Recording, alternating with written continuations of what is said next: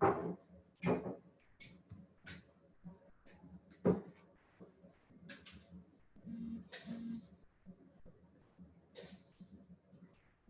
kelihatan, nggak kedengaran audio?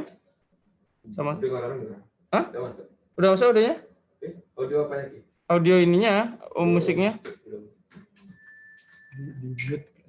Ini udah kok. Sudah. Ibi masuk ya. Masuk suaranya Yoga, masuk nggak di.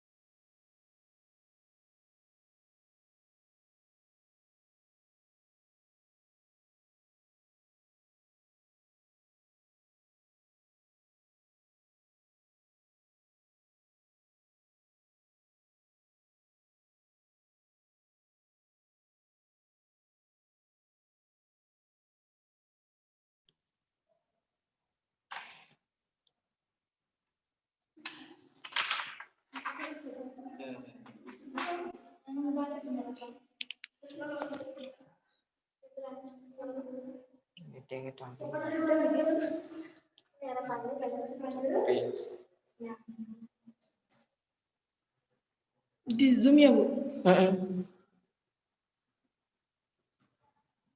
Ini suara. Ada suaranya. Kok enggak ya? Apa ini enggak? Oh, Udah. ya, udah. Udah.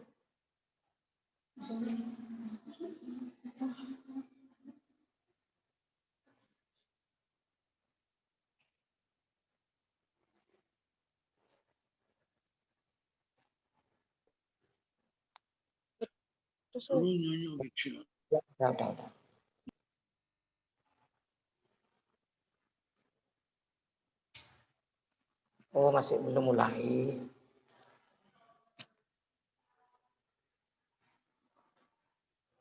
Dia masih belum on dia ya. Belum aktif suara. Masih proses ya. Ya biar dulu. Kan nanti kita biar tahu anak-anak tentang informasi tentang Zoom. Apa namanya tentang seperti apa? Pak, ada kan saran ini webinar nih. Webinar SSI yang ada Pak Bandung ya ada. Pendaftar Ibu nih mau sedang mulai nih. Pendaftar deh. Ini jangan akan. Oh dia apa tuh ya? Kan cari ini harus keluar dulu di sini untuk cari mau kirim sepak di sadionya. Coba gimana biar enggak hilang dia nanti. Ayang nah. Bisa. Ibu kurang gini. Kasihan Pak D-nya biar Kan di WA karena manganan. di WA-nya ini kembali nih. Udah. Ya. Gampang, tinggal ini aja. Selamat pagi Bapak dan Ibu peserta webinar. Oh ini dia. Ini lalu nak kirim mau Pak Dan. Harus dibuka kan? Man dong. Tadi kemarin dulu doang gitu. Iya tiang bakat tiang nak iseng kan juga nggak sendiri telepon tiang. Iya. Benar. Oh. Iya. Lalu ini dikirim ke Pak Desatio.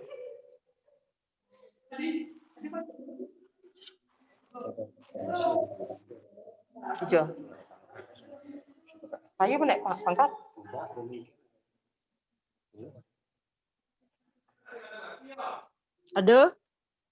Ada barang ya? Oh adik, kayaknya di mana? Ada bergedel kan nasi?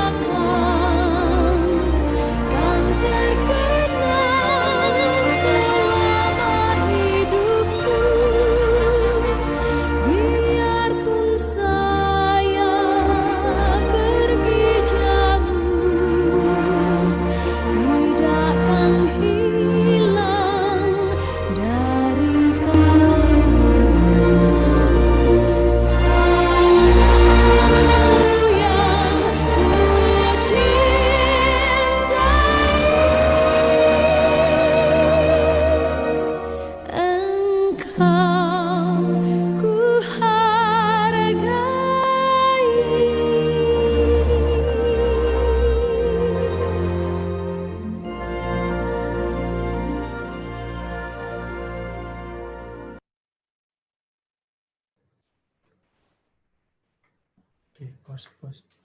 Udah. Ibu masuk. Selamat pagi. Om Swastiastu. Assalamualaikum warahmatullahi wabarakatuh.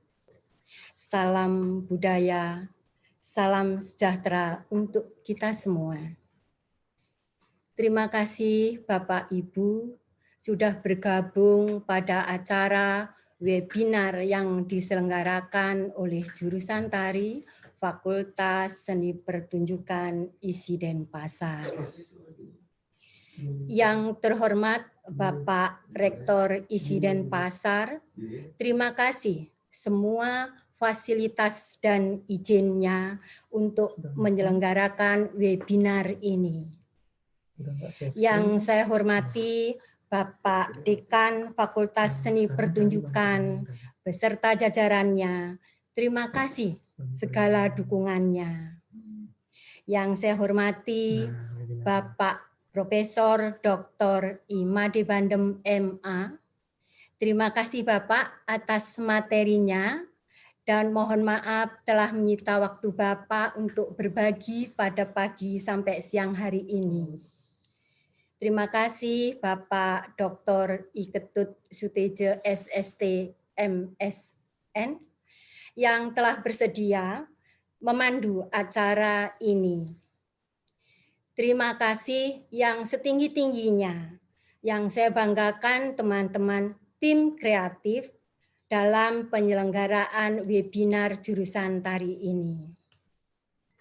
Kami jurusan tari tak henti-hentinya selalu manjatkan puja dan puji syukur kehadirat Ida Sang Yang Widiwasa, Tuhan Yang Maha Esa, atas sinar sucinya. Kita bisa berjumpa kembali dalam acara webinar jurusan tari yang kedua dengan tema Dunia Tari, Dulu, Esok, dan Kini. Bapak Profesor Bandem akan memaparkan dari sudut pandang yang berbeda tentunya dan akan terus dipandu oleh Bapak moderator kami. Bapak dan Ibu yang saya hormati, selamat mengikuti webinar sampai selesai. Demikian yang bisa saya sampaikan pengantar saya pada acara ini. Jika ada salah ucap ataupun hal yang kurang berkenan dalam penyelenggaraan webinar ini, mohon dimaafkan. Dan saya akhiri dengan Param Santi, Om Santi, Santi, Santi.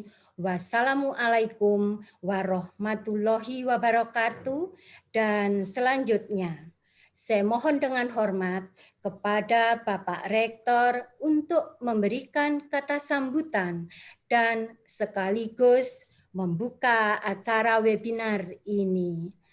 Terima kasih. Rahayu. Baik, terima kasih Ibu Ketua Jurusan Seni Tari atas kesempatan. Om Swastiastu. Assalamualaikum warahmatullahi wabarakatuh. Salam sejahtera untuk kita semua. Shalom, Namo Buddhaya, dan Rahayu. Yang sama-sama kita hormati sesepuh kita, Bapak Profesor Dr. Made Bandem.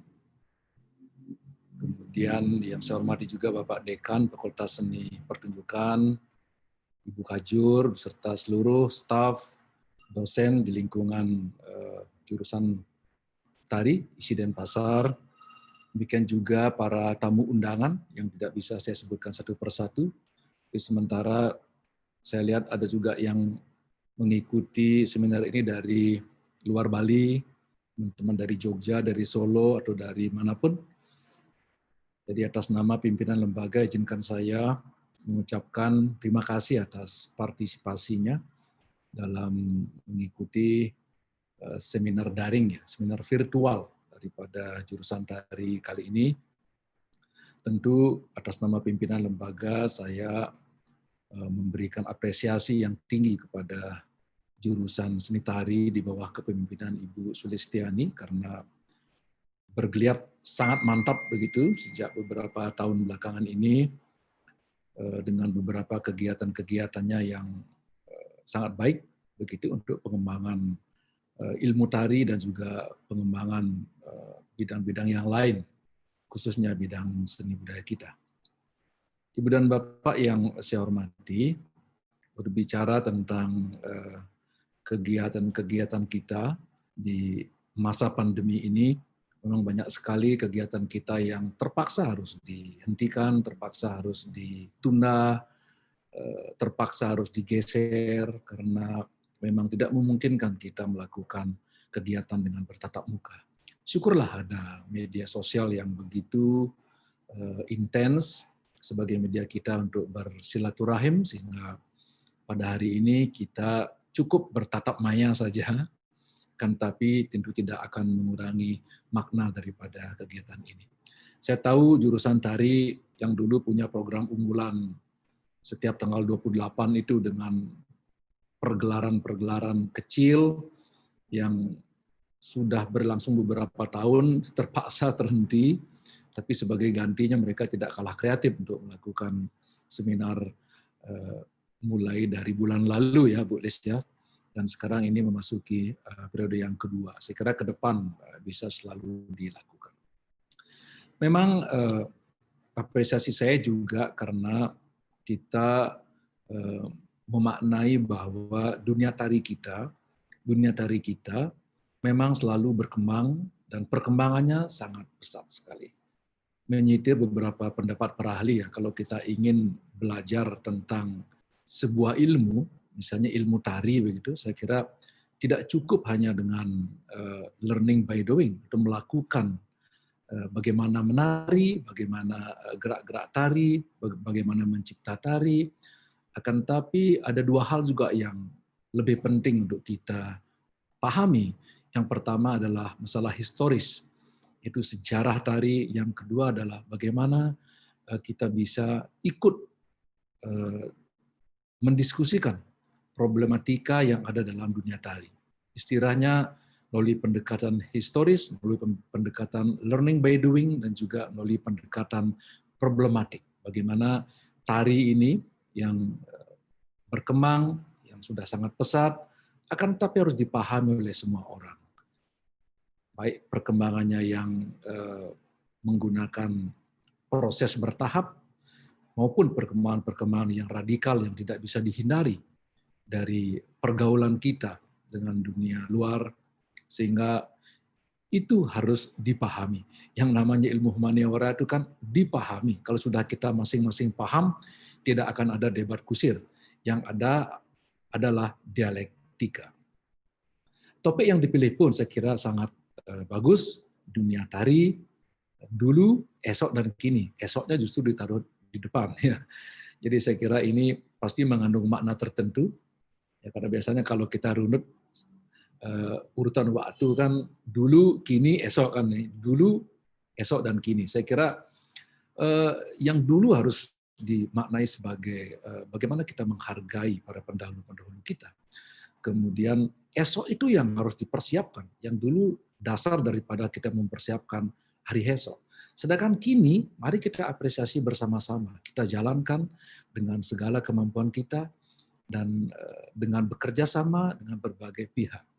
Saya kira para sesepuh di jurusan tari sudah paham betul tentang itu, dan hari ini menghadirkan salah seorang pakar seni, bahkan bukan hanya pakar seni Indonesia, karena Prof. Barnum saya tahu itu luar biasa, sudah melanglang buana ke seluruh mancanegara, bahkan beliau bisa kita juluki pakar seni internasional, bukan hanya di Bali dan di Indonesia. Tentu teman-teman di jurusan tari dan juga termasuk mahasiswa akan dapat mengambil hikmah yang baik tentang dunia kita.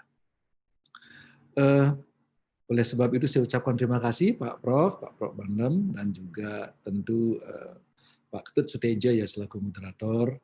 Jadi mudah-mudahan memberikan semangat kepada anak-anak kita, kepada dosen-dosen kita di tengah kekhawatiran mereka terhadap pandemi yang sedang merebak saat ini.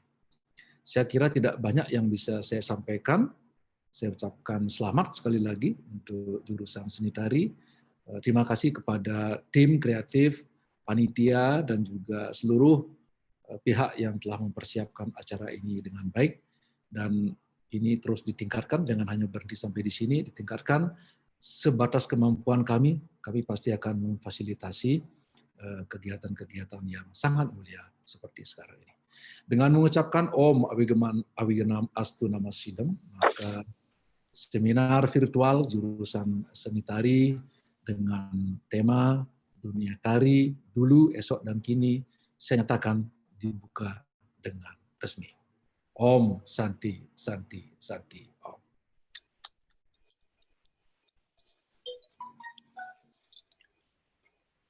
Om Swastiastu. Assalamualaikum warahmatullahi wabarakatuh. Salam sejahtera untuk kita semua. Namo Buddhaya, Rahayu.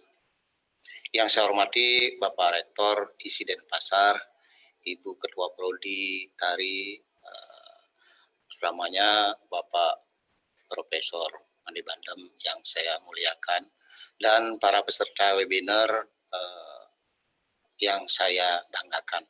Selamat pagi, salam budaya.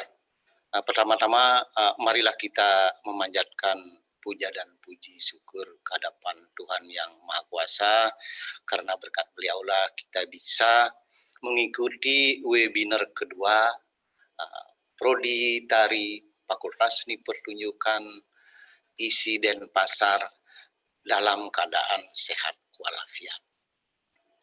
Peserta webinar yang saya muliakan, pada kesempatan yang baik ini saya mendapat mandat dari jurusan tari untuk mendampingi narasumber kita yang sudah tidak asing lagi, yaitu beliau Profesor Dr. Imade Bandem MA akan memaparkan materi dengan tema Dunia Tari Dulu, Esok, Kini. Selamat pagi Bapak Prof. Bandem. Bapak Prof. Dr. Imade Bandem MA adalah seorang guru besar dalam bidang ilmu etnomusikologi yang pernah mengajar di Holy Cross Amerika Serikat dari tahun 2007 sampai 2015. Jadi pengalaman inilah nanti bisa kita ambil, bisa kita cerna dan pahami. Terus kemudian di samping itu beliau adalah seorang seniman dan budayawan, tentunya telah menghasilkan banyak buku, kurang lebih 180 karya. Itu yang kita harapkan dari beliau tentang dunia tari ini. Jadi yang paling saya ingat itu adalah karyanya itu Balinese Balinese Dance in Translation, KJ Include. Itu yang paling menjadi konsep mendasar dalam konsep kehidupan orang Bali yang menggeluti bidang kesenian, khususnya di tari. Jadi di samping itu, karena beliau adalah seorang etnomusikologi, lontar perkempo itu sudah populer yang ditulis oleh beliau, yaitu sebuah lontar tentang gamelan Bali. Dan terakhir adalah gamelan Bali di panggung sejarah ini sudah merupakan kolaborasi pemikiran yang dulu, sekarang, dan nanti menjadi catatan bagi kita semua. Beliau adalah seorang yang menjadi inspirator dalam konteks perjalanan seni tari di Bali. Semasa beliau menjadi seorang ketua ASTI, ketua STSI, beliau adalah konseptor dalam konteks karya kolosal Ramayana dan Mahabharata tahun 80-an. Yang sangat menjadi orang-orang Bali itu memahami tentang filosofi Ramayana dan Mahabharata. Jadi akhirnya beliau terakhir menjabat sebagai Rektor Institut Seni Indonesia Yogyakarta, dan kemudian atas dari prestasi beliau mendapat banyak sekali penghargaan. Yang paling terbaru, yang paling dihargai oleh masyarakat itu adalah dari Kaisar Jepang yang memberikan penghargaan yang begitu sedikit tingginya kepada beliau. Nah, nanti berdasarkan atas pengalaman itu kita harapkan mendapatkan pemahaman, pengetahuan, statement, strategi tentang dunia tari, apa yang telah beliau lakukan dulu, dan kemudian kini bagaimana tanggapan dan bagaimana kita ke depan. Jadi webinar yang saya hormati, biar tidak terlalu panjang, seperti itu kisahnya Prof. Bandem. Jadi untuk menyingkat waktu, saya persilahkan kepada beliau untuk memaparkan materi. Tapi saya berikan waktu cuma 45 menit. Untuk itu, waktu saya persilahkan sama Prof. Bandem. Monggo.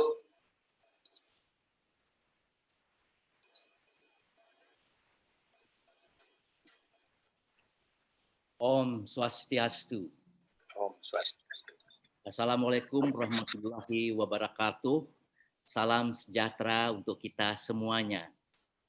Yang saya hormati Bapak Rektor Institut Seni Indonesia Denpasar, Bapak Profesor Dr. IGD Aryo Sugiarto. Yang saya hormati Bapak Dekan Fakultas Seni Pertunjukan. Yang saya hormati Ketua dan Sekretaris Jurusan Tari ISI Denpasar.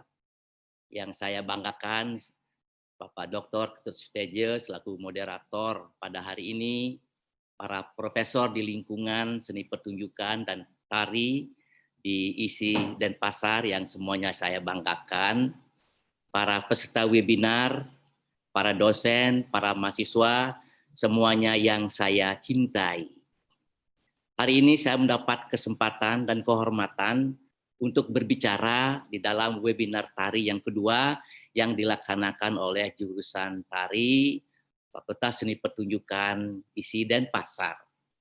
Tema yang diberikan kepada saya yaitu dunia tari, dulu, esok, kini. Judul ini sesungguhnya sangat beranalogi dengan sebuah wisdom, sebuah kearifan lokal yang dimiliki oleh masyarakat Bali yang dinamakan Trisemanyo. Trisemanyo itu adalah masalah ruang dan waktu yang terkait dengan atite, nagate, wartemane. Jadi masa lalu, masa sekarang, dan masa yang akan datang. Kemudian di balik wartemanenya yang di tengah, tadi sudah dijelaskan oleh Bapak Rektor untuk mempersiapkan diri pada hari esok dan berdasarkan atas tahap-tahap yang sebelumnya. Nah, Trisemanyo ini saya coba gambarkan untuk memberikan pemahaman tentang tari masa lampau, masa sekarang atau masa esok, dan masa yang akan datang. Bapak-bapak dan ibu-ibu yang saya hormati, mari kita membuat kesepakatan dulu, karena judul ini adalah sangat luas sekali. Tadi sudah saya katakan, dunia itu sesungguhnya artinya adalah alam lingkungan atau keadaan. Nah, kita melihat dunia tari di Eropa, kita berbicara tentang tentang alam lingkungan tari yang berada di Eropa dan di Amerika Serikat. Itu namanya dunia tari barat. Kita berbicara dunia tari timur, kita berbicara alam lingkungan seni tari yang ada di India dan juga di Tiongkok atau Cina. Kita berbicara tentang alam lingkungan dunia tari di Asia Tenggara, Indonesia, Singapura, Thailand, Myanmar, dan lain-lainnya. Kita juga bisa berbicara tentang dunia tari, alam lingkungan tari yang berada di Bali sendiri, lebih spesifik atau di Indonesia. Nah, inilah sesungguhnya makna daripada sebuah dunia tari dulu, esok, dan kini. Jadi kita luas sekali jangkauannya, kita bisa membuat spesifik, tidak hanya kesejagatan, tetapi juga boleh kita lihat dari segi Bali, Jawa, Indonesia, seperti itu. Jadi untuk itu mari kita membuat kesepakatan dulu.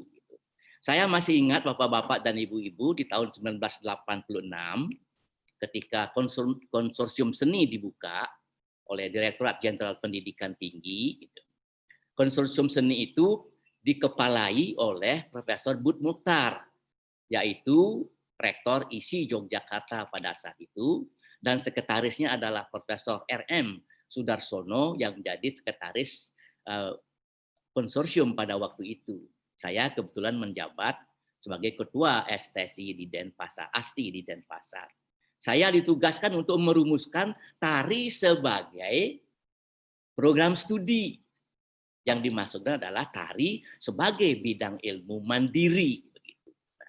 Jadi saya ditugaskan untuk mendapat tugas itu adalah merumuskan tari, karawitan, dan pedalangan. Oleh karena pada waktu itu ASTI Denpasar memiliki ketiga bidang itu. Nah, untuk merumuskan itu saya mencoba untuk melihat bahwa mari kita lihat kebenaan daripada tari itu dulu. Kita memiliki persepsi yang sama, bahkan mungkin di seluruh dunia dan di Indonesia sendiri. Nah, kebenaan tari itu adalah disebut sebagai ontologi, yaitu mengenai esensi dasar bahwa tari itu adalah gerak, gitu. Ya, gerak manusia dari ujung kaki sampai ujung rambut.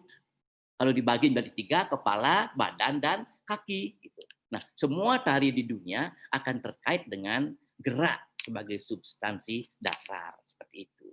Memang gerak itu ada 2 sesungguhnya. Gerak yang dinamakan movement, itu gerak yang berpindah-pindah dari satu pusat ke pusat yang lain. Nah, sedangkan yang kedua adalah motion. Gitu. Tinggal di sebuah spasial, tetapi dia kemudian bergerak sendiri dari tempat di poinnya sendiri itu. Nanti kita lihat misalnya tari Saman di Aceh duduk, tapi menggerakkan tubuhnya, kepalanya, tangannya, bahkan mukanya. Itu namanya kebanyakan motion yang dilakukan oleh tarian semacam itu. Nah, kemudian selain gerak, kita memiliki waktu. Nah, waktu itu dengan sendirinya, ya ritme tubuh kita ketika bergerak mempunyai waktu. Mempunyai waktu yang disebut sebagai ritme. Nah, ritme ini tentu saja berkaitan dengan dinamika nantinya. Tempo, cepat, lambat sekali, cepat sekali, dan lain-lainnya. Nah, lalu kemudian dinamika ini juga terkait dengan berat badan.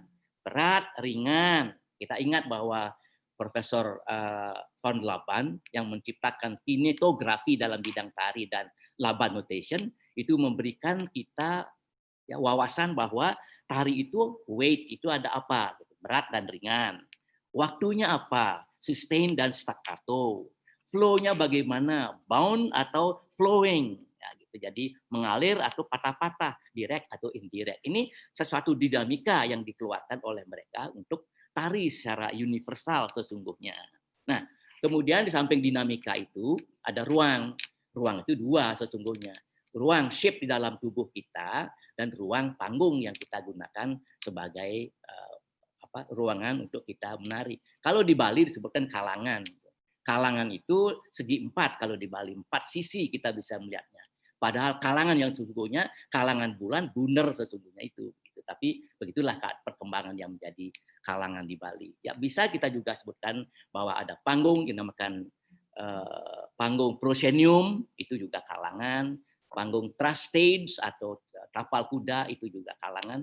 Bahkan sekarang di mana-mana juga kalangan. Di Bali dari dulu sudah menyatakan bahwa di mana saja adalah kalangan. Ya di pura, di jalan, di pasar, di puri itu semuanya disebut ruang atau tempat mengadakan pementasan. Nah, salah satu yang paling penting juga yang kita sering abai adalah bahwa tari itu membutuhkan energi. Karena energi itu yang membutuhkan menjadikan kita juga gaya dan style. Nah, energi ini adalah tenaga yang dibutuhkan di dalam tarian sendiri.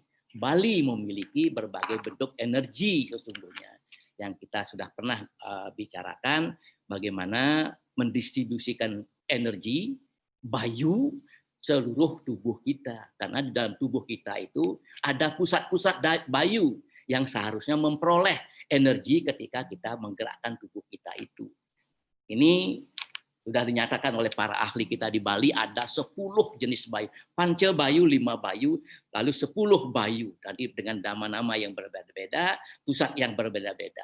Bahkan terakhir saya membaca sebuah artikel, Ida Prandai Madis Demen itu menyatakan bayu itu sampai 32 bayu ada di dalam tubuh kita. Nah, ini kita tidak bahas sekarang karena waktunya mungkin singkat, tapi kalau nanti muncul dalam pertanyaan ya mari kita bahas bersama-sama mengenai pentingnya energi di dalam tubuh kita.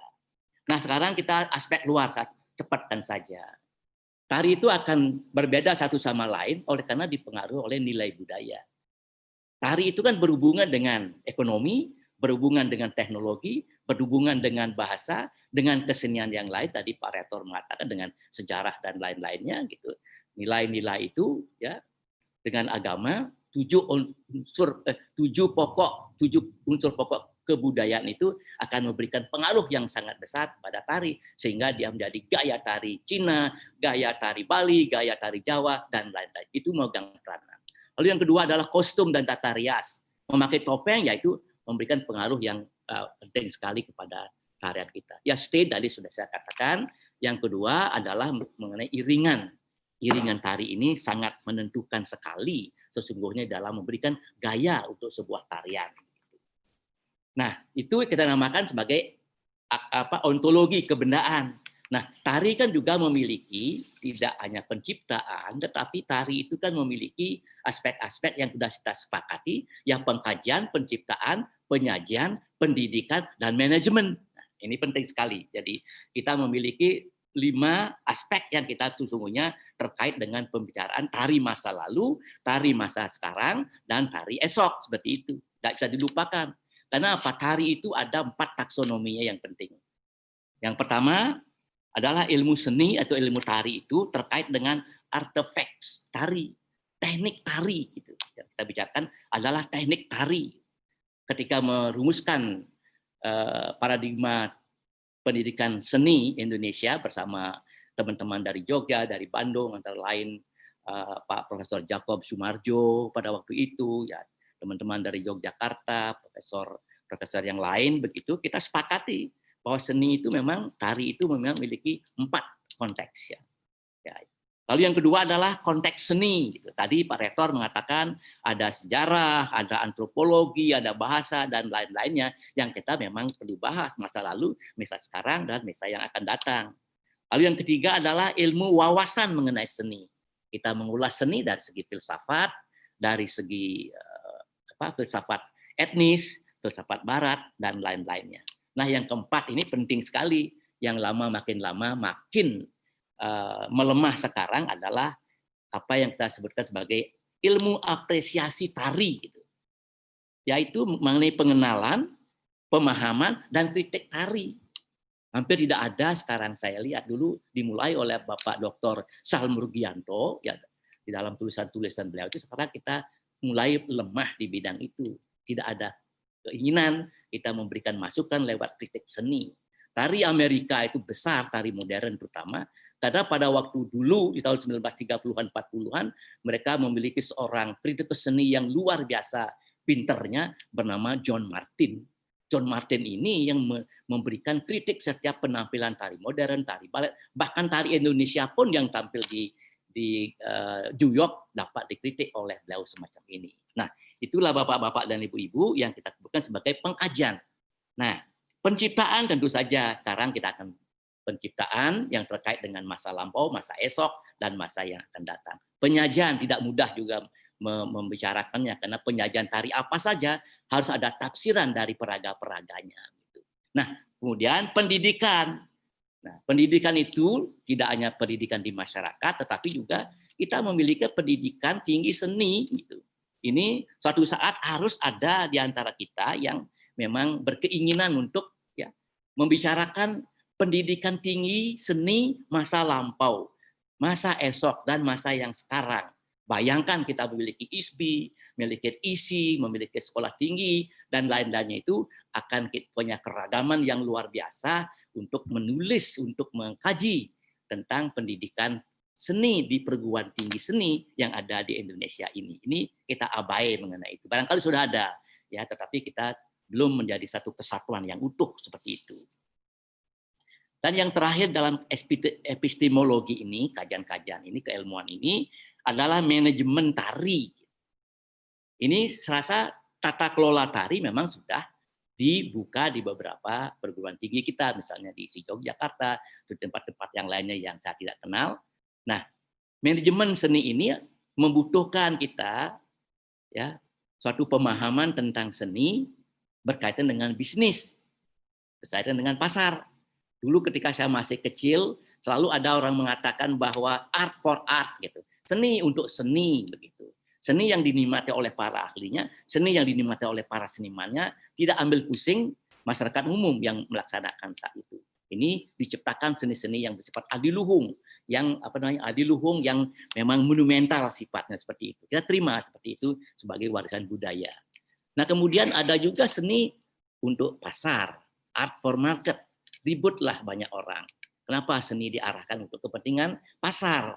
Dalam rangka, gitu. Jadi dalam rangka semuanya, gitu. Wah, kita lalu akhirnya mengadakan IPAM, ya, Indonesian Performing Arts Market dan lain-lainnya karena memang dibutuhkan ke depan itu sesuatu substansi keuangan, dana untuk menghidupkan seni itu.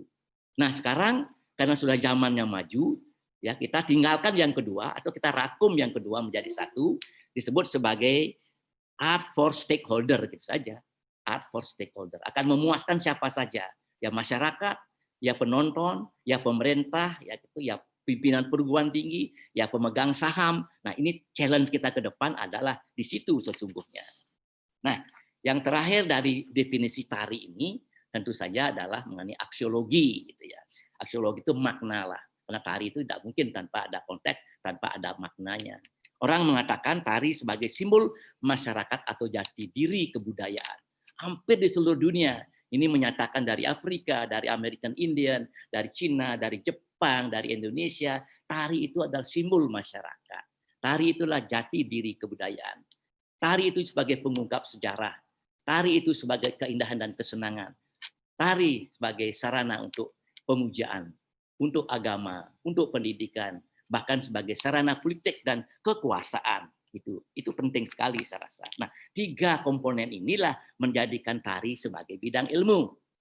Tetapi saya ingin menambahkan satu sesungguhnya karena kita ketemukan di Bali, apa yang saya pelajari di Bali tadi Pak Sutejo sebagai moderator mengatakan, oh ini ada prakempe gitu. Saya petik dari sebuah prakempe bahwa di dalam prakempe itu ada sesungguhnya yang dinamakan logika spesifik. Logika spesifik untuk tarian kita itu. Apa itu logika spesifik yang saya ketahui di Bali itu? Siwam Satyam Sundaram, ya. Kesucian, kebenaran, dan keindahan. Ini menjadi satu. Tidak ada yang suci tanpa benar, tidak ada yang benar tanpa keindahan. Begitu overlappingnya dan banyak sesungguhnya satu logika spesifik yang kita lihat di Bali. Madihud ketika membuat sebuah disertasi mengenai gong gede di Bali, dia menggunakan satu istilah, satu wisdom dari prakempe yang dinamakan triguna namanya. Gitu. Apa itu? Satwam, Rajas, Tamak. Begitu seterusnya. Nanti tari itu bisa di samping ontologi, epistemologi, aksiologi, kita bisa tambahkan sebagai logika spesifik. Banyak lagi yang kita lihatkan di sana.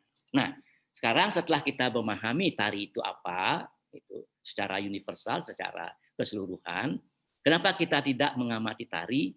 Ya, karena melalui kebudayaan, melalui aspek budaya yang ada. Saya mengutip ini pokok-pokok pikiran dari Profesor Dr. Kuncharaningrat, seorang antropolog kita yang juga mengutip dari ahli-ahli antropologi luar negeri, ya Clark Kohn, yang lain-lainnya seperti itu.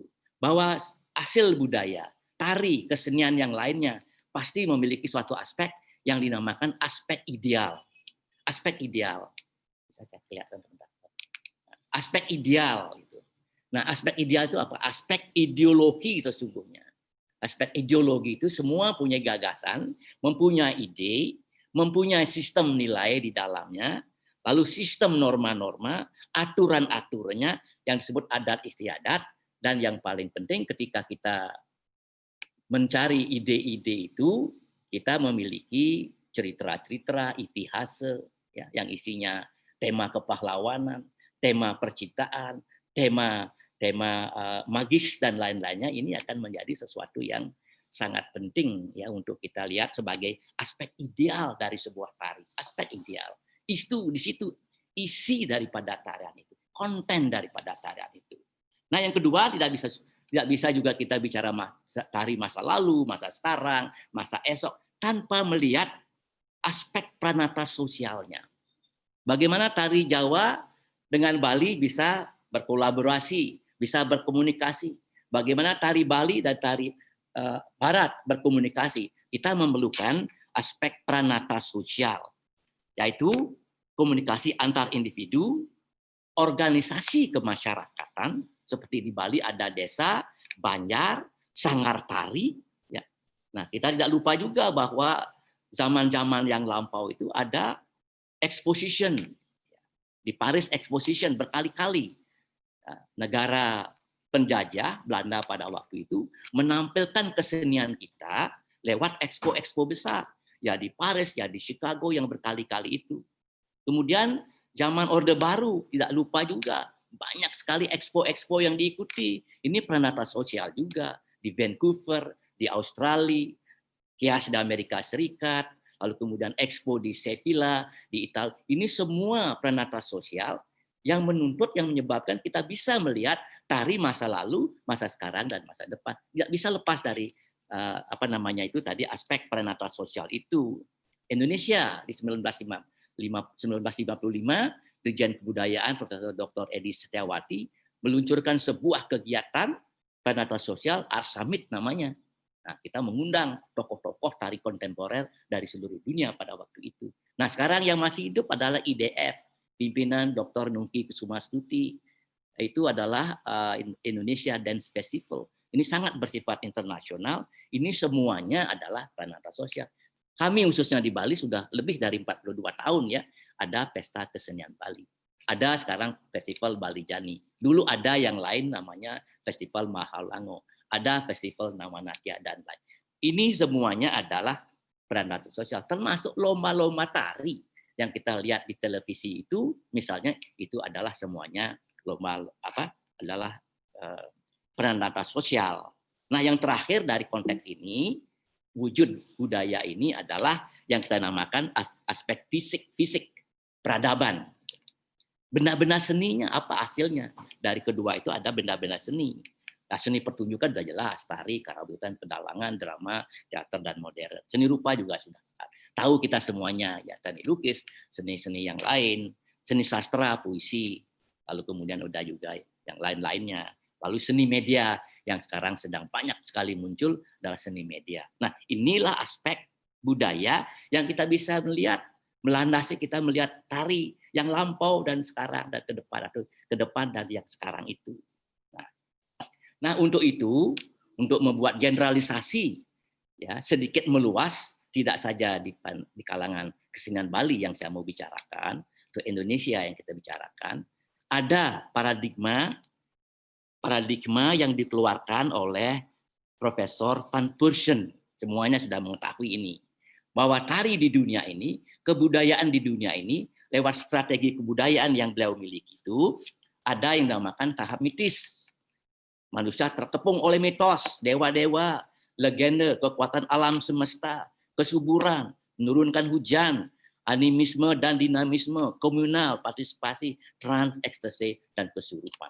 Inilah tahap-tahap yang pertama dinamakan tahap mitis, di mana kehidupan orang dikepung, masyarakat dikepung oleh adanya faktor-faktor yang saya katakan tadi. Tidak hanya di Bali, tidak hanya di Jawa, nanti kita lihat contohnya, tapi di seluruh dunia orang terkepung pada saat masa mitis itu, ya, dikepung oleh kepercayaan terhadap mitos-mitos yang ada, dewa-dewa yang ada.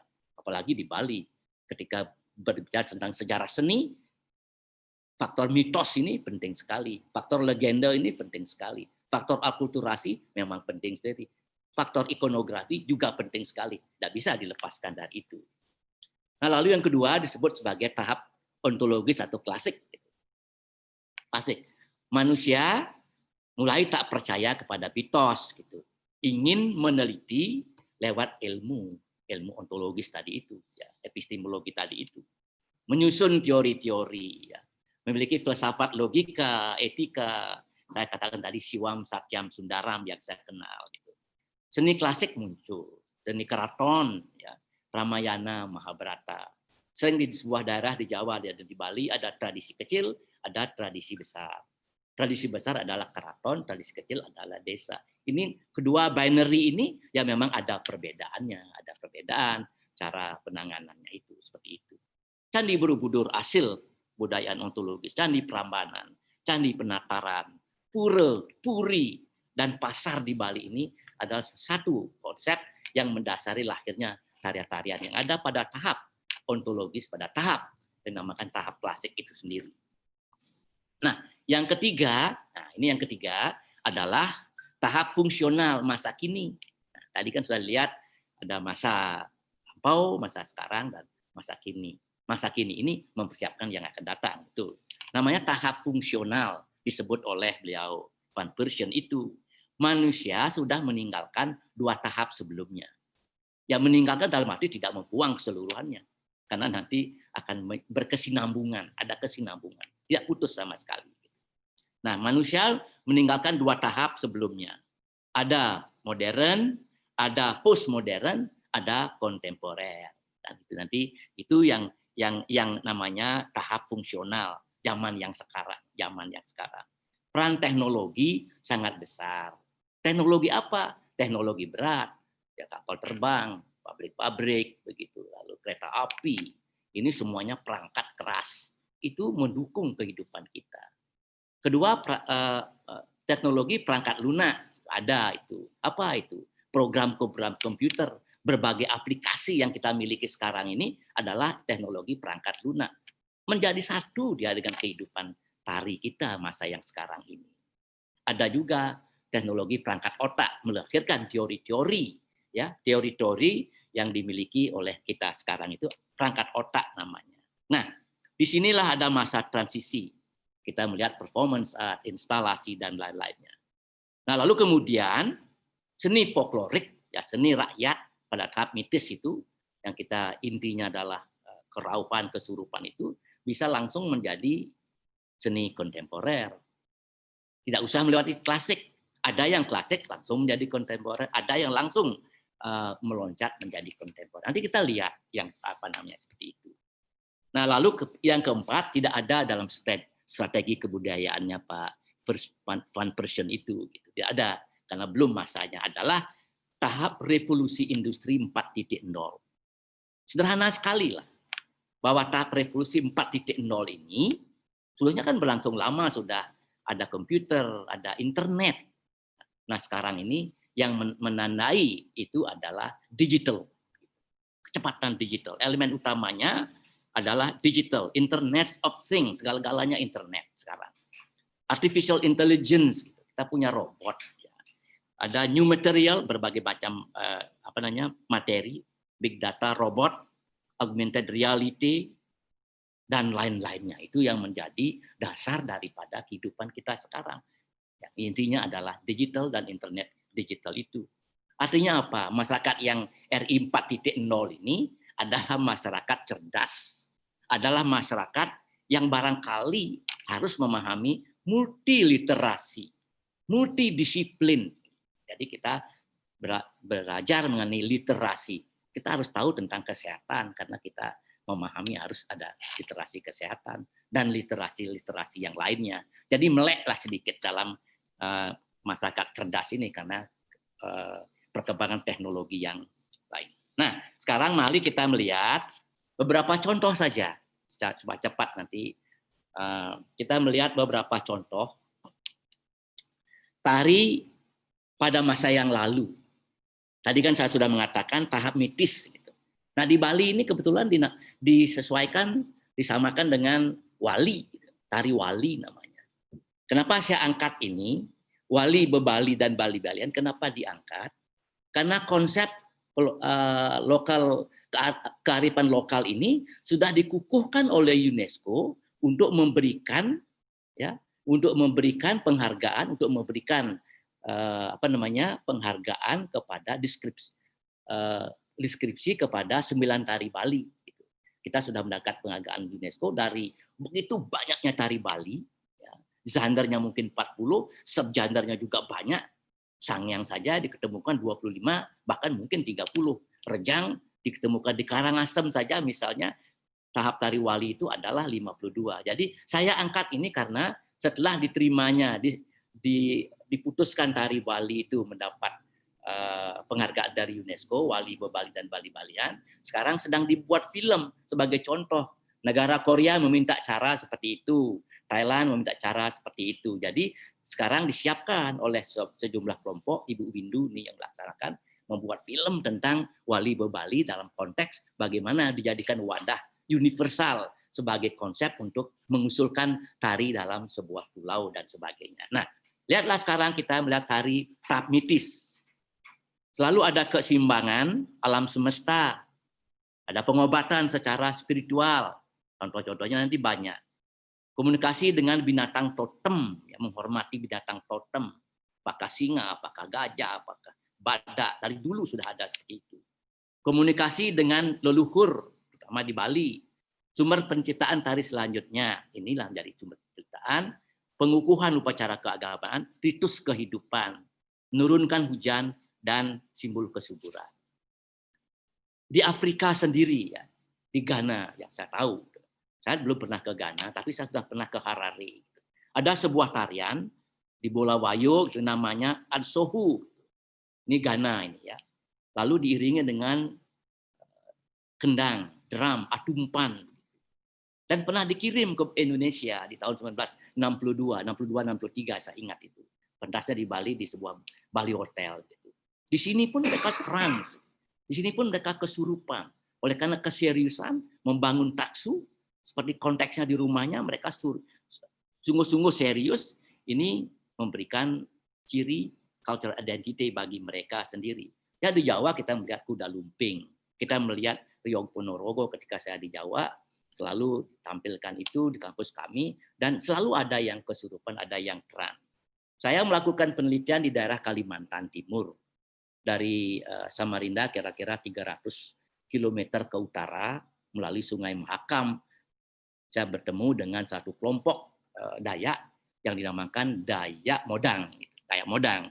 Banyak Dayak di sana ya, Dayak-Dayak di sana itu kan sungguhnya banyak sekali.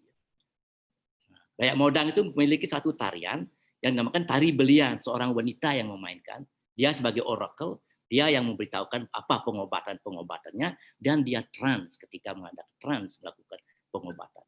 Jadi trans semacam ini juga ada pada enix-enix di dunia timur.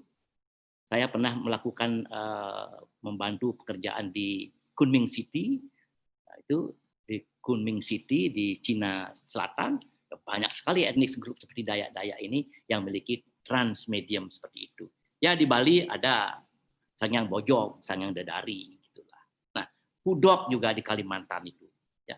Ada Hudok di Dayak Kenya, Umak Bem di Modang, di Karen, di Kayan. Nah, ada Hudok Taing namanya, seperti Barong Bangkal di Bali. Ya.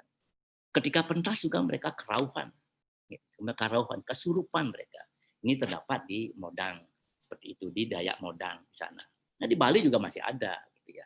Di samping Sangyang, samping Baris, samping Sutri yang sering juga ada kerauhannya, berutuk juga karena menggambarkan binatang tiup dan keker seperti itu.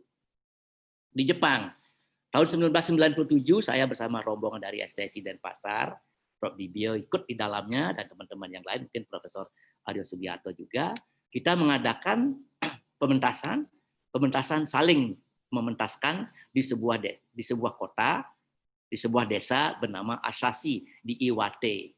Di situ kita dipentaskan topeng-topeng dari Jepang. Topengnya bernama Shishi Odori, ya, seperti di Leong di Cina. Gitu. Lalu ada Shishi Dir Banyak topeng binatang yang juga digunakan untuk penurunan hujan. Kenapa? Oleh karena itu musim summer, musim panas, dibutuhkan turun hujan. Tari inilah yang digunakan sebagai penyambutan daripada kesuburan dan hujan pada waktu itu. Nah, itu jenis-jenis tarian yang kita golongkan sebagai tari yang tahap mitis tadi itu. Ya, dalam masa lalu kita itu.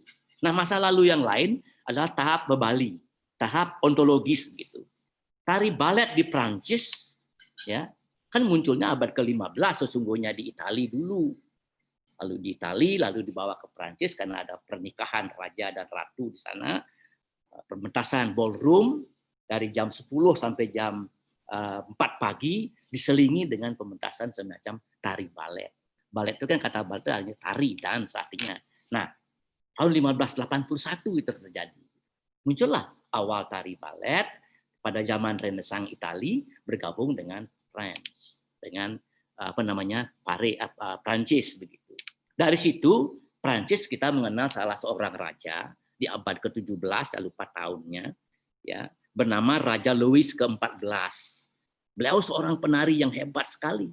Karena ini klasik, beliau yang memperkenalkan, dan selama 26 tahun beliau menjadi seorang penari balet, ya, yang sangat terkenal. Jadi kekuasaan beliau gunakan untuk mengukuhkan kebesaran kerajaan dengan tarian, dan beliau sebagai seorang penari. Dari situlah tari balet itu baru berkembang ke Denmark, dari Denmark ke Rusia. Nah, di Rusia muncul lagi yang lebih sekali itu. Kita mengenal nama-nama seperti Ludolov Nureyev, kita mengenal nama-nama Margot Fonteyn. Itu semuanya yang tinggal di Amerika berpindah dari Rusia ke Amerika Serikat seperti itu. Nah, itu tipe tari klasik di barat. Kita mengenal tari klasik di India, banyak sekali jenisnya. Ya, Bharatanatyam, kita mengenal seorang dia bernama Bala Saraswati, itu maestro benar mengenai tari Bharatanatyam. Lalu juga ada tari Kathakali, lalu ada juga tari-tari Odissi, bahkan tari Chow di Orissa. Tari Chow itu di Orissa, India Timur itu, yang barangkali mempengaruhi tari Chow yang ada di Bali ini. Nah, ini ada akulturasi semacam itu. Jadi kita mengenal. Jepang, kita kenal ada tari Bugaku, dan diiringi musik Gagaku. Ini tari klasik, datang dari Cina ke Jepang, datang dari Cina ke Korea, sampai di Jepang disebutkan tari Bugaku, tari klasik menggunakan topeng, sangat pelan, diiringi dengan musik Gagaku pada waktu itu. Kebetulan selama 5 tahun di Amerika Serikat di Los Angeles, saya menjadi salah seorang penari Bugaku ini dan pemain Gagaku juga seperti itu. Jadi saya memahami bagaimana gerakan-gerakan yang dilakukan. Begitu klasik, begitu pelan, begitu teratur gitu. Tidak boleh ada salah dan sebagainya. Itu Jepang memiliki itu. Ya, kita apalagi Bugaku, Kabuki, banyak lagi di Jepang. Lalu di Bali ada Gabuh yang lahir pada waktu. Tentu saja di Jogja tidak bisa dipungkiri, kita memiliki drama tari Wayang Wong di Yogyakarta, ditulis oleh Profesor Sudarsono, sangat lengkap sekali. Wayang Wong di Keraton Yogyakarta itu representasi salah satu tarian yang bersifat klasik di Yogyakarta. Saya melihat film yang dibuat oleh Claire Hall di tahun 1938. Film itu dibuat oleh Claire Hall, ahli tari, ahli seni, ahli arkeologi, karena Claire Hall sendiri orang wanita pernah menjadi asisten daripada kepala arkeologi Belanda di Indonesia, menulis tentang tari. Lalu pada tahun 1938 beliau itu membuat film dengan Rolf Damare namanya, membuat satu duet tari klasik solo yang dinamakan tarian Cokotarup. Wah, luar biasa, memang klasik, tetapi aspek-aspek klasikalnya sangat menonjol dan sangat menarik ketika disajikan di dalam sebuah video seperti itu. Tari Saman Aceh, ya, di Aceh. Ya, kebetulan saya pernah menjadi guide mereka, bukan karena Festival Indonesia di Amerika Serikat. Ketika saya berada di Holy Cross, saya pernah menjadi guide satu kelompok penari Aceh dari University Aceh, kebetulan pada waktu itu. Ya, kita memiliki tarian yang duduk di lantai, menggerakkan tubuhnya, tubuh bagaimana berhadapan dengan lantai, tari, nyanyi, dan sebagainya, gerakan kepala yang sangat fantastis gitu. Nah, ini kan salah satu wujud daripada tari-tari yang tertata dengan sebagusnya. Bahkan tarian ini sekarang sudah mendapat pengesahan dari UNESCO sendiri begitu. Nah, ketika kita berbicara masalah tari masa lampau, nanti kita coba berbicara tentang tari yang ada di Bali saja misalnya. 20 tahun yang lalu, 40 tahun yang lalu, 60 tahun yang lalu, 80 tahun yang lalu, 100 tahun yang lalu. Bisakah kita menggambarkan apa yang lahir pada saat-saat itu? Ya kalau saya kasih Anda paradigma seperti tadi itu kita bisa sesungguhnya. Tahun 60, apa yang lahir? Peranata sosialnya apa? Ya di Bali ya kokar, konsep teori karawitan yang lahir pada itu. Asti lahir 1967. Tari apa yang muncul? Sudah tahu kita sesungguhnya. Tari Gambuh. Ya, nanti kita bahas kalau memang ada waktu untuk membicarakan. Jadi kita melihat tidak bisa melihat terlalu panjang ke belakang karena hari esok itu juga mulai besok dan 20 tahun yang akan datang.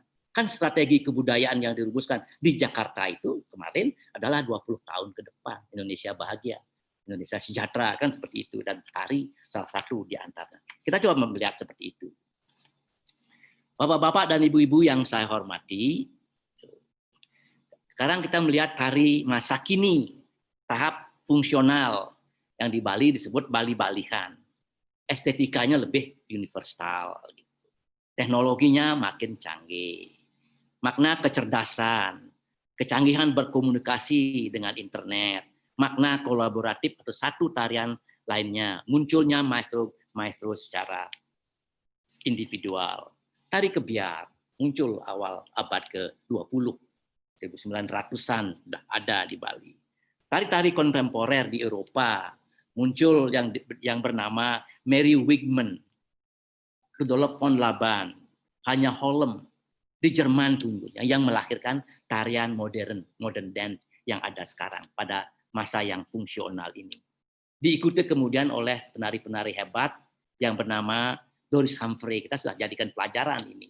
Doris Humphrey salah seorang koreografer terkenal yang merumuskan tarinya yang dinamakan Fall and Recovery gitu ya dan sebagainya. Itu Doris Humphrey menulis buku tentang seni menata tari gitu. Making dance gitu. Lalu Martha Graham ada, Ted Sound, Alvin Nicolais, Merce Cunningham. Semua ini mempunyai point of view, cara-cara memandang tari modern yang berbeda. Itu yang menyebabkan mereka berbeda dengan balet, berbeda satu tradisi dengan tradisi yang lainnya di dalam seni modern itu sendiri. Ya kita memiliki tokoh-tokoh seperti Pak Sardono, kita memiliki Pak Dibil, dan banyak tari penari kontemporer lainnya. Gusmiati Swin, ya, yang kebetulan menemukan satu teknik pencak silat di Sumatera dikaitkan dengan gerakan-gerakan universal menjadi satu tatanan tari kontemporer Indonesia yang sangat kita kagumi juga.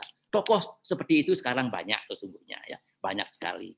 Nah, tari-tari yang fungsional ini berkembang sekarang di Amerika, di televisi kita lihat ada tari hip hop, break dance, rock and roll, performance art, tari Bollywood, Bombay dan Hollywood, public art. Ini sekarang campur dalam masa yang sekarang ini karena kita mengenal ya komunikasi sekarang yang begitu cepat lewat televisi dan internet semacam itu. Setiap hari kita bisa melihat tarian Bollywood dalam film-film yang dipentaskan oleh India seperti itu. Nah, itulah sesungguhnya bapak-bapak dan ibu-ibu ya. Nah, kemudian saya ulangi lagi, tari rakyat, tari folklore bisa meloncat menjadi tari klasik karena dibina di kerajaan, tradisi besar, menjadilah dia tari klasik. Dari tari klasik dia bisa menjadi tari kontemporer. Tidak masalah itu. Memang begitu evolusinya bisa demikian. Tetapi juga bisa dari tari klasik langsung kontemporer, dari tari folklore atau rakyat bisa menjadi tari-tari kontemporer. Nah, inilah sifat-sifat daripada kesenian kita masih masa kini. Hari ini seperti itu yang kita lihat ya. Hip hop, tarian Afrika sesungguhnya dulu menyebar ke Amerika Serikat dijadikan tari di panggung. Flamenco sekarang menjadi tari panggung. Ya, tari-tari rakyat di Amerika Selatan, di Brasil itu bisa menjadi panggung sekarang. Kalau dulu sulit sekali. Nah, kenapa? Panggungnya sekarang yang bergeser. Gitu. Tempat mana saja bisa, di kelas kah, atau di panggung-panggung luar kah, side staging dilakukan di situ. Nah itu tari masa kini. Lalu kemudian contoh tari esok, tadi kita sudah mengenal masa kini, kira-kira esok apa? Zamannya kan cerdas.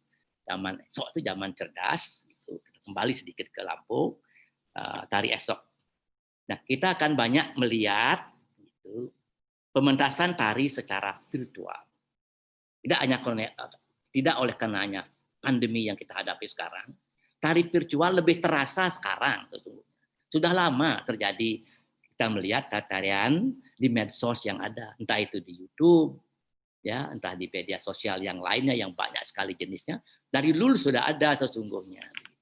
Bahkan di tahun 80-an, saya masih ingat, saya masih di Bali, diundang melihat pembuatan film tentang wayang Yogyakarta, dipentaskan oleh Bapak Timbul Haryono, ayahnya Profesor Kasidi sesungguhnya itu. Dibuat oleh orang Prancis, ya, filmnya, dengan menggunakan 8 kamera, dari belakang dan dari depan. Jadi, betul-betul total dibuatnya. Sehingga, kalau kita bicara masalah seni virtual, tari virtual, dan pedalangan, sesungguhnya alat sarana yang begitulah kita inginkan supaya nanti di dalam virtual sebagai sarana itu kita memiliki tarian yang sangat bagus. Seni ilusi akan realitas, kan itu sesungguhnya maksudnya itu. Jadi kita sudah melihat hal-hal seperti itu. Nah, ke depan kita akan banyak sekali melihat tari site specific. Tari site specific. Yang Richard Schechner mengatakan tari teater lingkungan. Dia belajar juga dari Bali, dari Tenganan dia belajarnya kok. Beliau ini seorang ahli teater ya, dari Amerika Serikat, dari New York. Jadi beliau sendiri pergi ke Tenganan melihat tari-tarian di sana, tari-tari ritual di sana, ada keintiman, ada komunalitas. Jadi beliau mencoba untuk merumuskan seni untuk site spesifik teater lingkungan. Di mana saja memang Bali memang dari dulu seperti itu. Nah, sekarang dikemas seperti di Petras Yunani misalnya, ada lingkungan Petras itu adalah di sebuah batu ya, rock.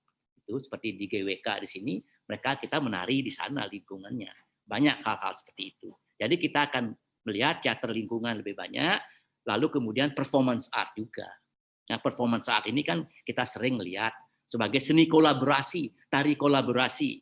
Saya sering rajin melihat pembukaan pameran, ya pameran seni lukis, pameran seni rupa, sudah banyak ada blending, ada campuran antara seni rupa, seni film, video dengan sarana-sarana lain sekarang. Lihat saja misalnya tokoh kita di Bali dari Squati, ya, Nyoman Erawan terakhir ketika ada pembukaan pameran yang dilaksanakan oleh Disbud, pimpinan Profesor Dr. Kun Adnyane di Arma pada waktu itu, ya dipentaskan satu blending seni rupa dan seni tari dan seni teater menjadilah seni yang kita sebut sebagai performance art pada waktu itu. Lihat saja pertunjukan-pertunjukan pembukaan Asian Games. 1962 saya ikut di Asian Games. Dibuka dengan pendet 1000 dari Bali. Pendet dan tari baris pada waktu itu. Ini kita akan lihat lebih banyak ke depan. Ya, kemarin kita lihat pembukaan Asian Games di Jakarta, pementasan blending tari dengan berbagai unsur sarana teknologi yang canggih.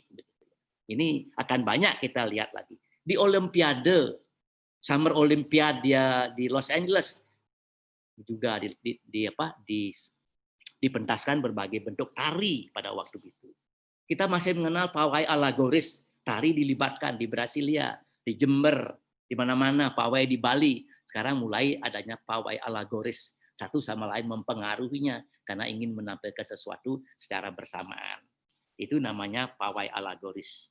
Nah, kendati pun demikian, pengamatan yang ada yang sekarang itu, tari masa lampau dan kini masih berkembang sesungguhnya, bahkan menjadi inspirasi lahirnya tari esok.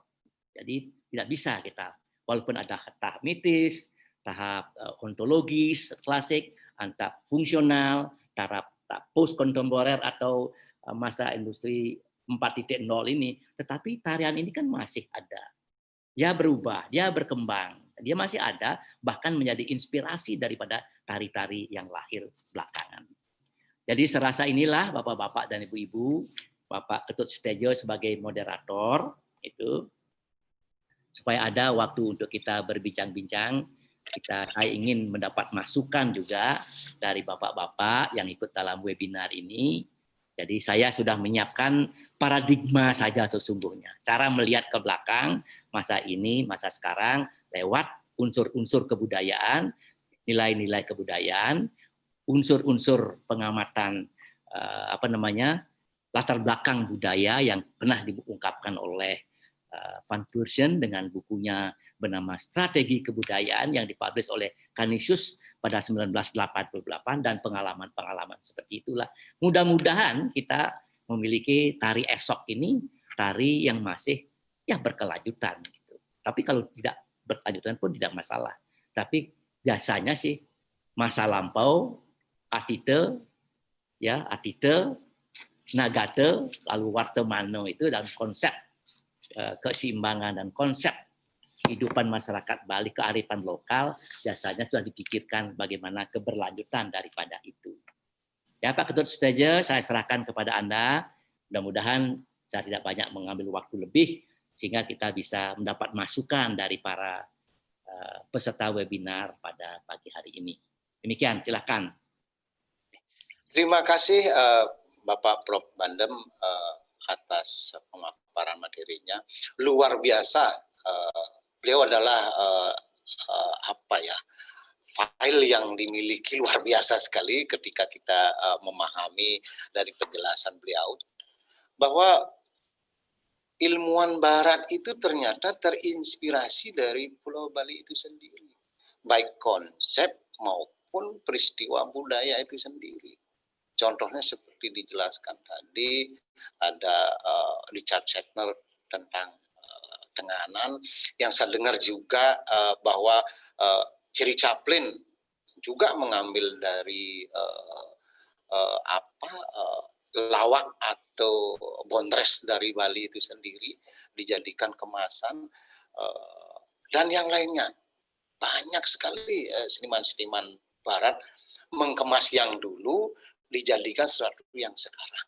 Jadi ini yang perlu kita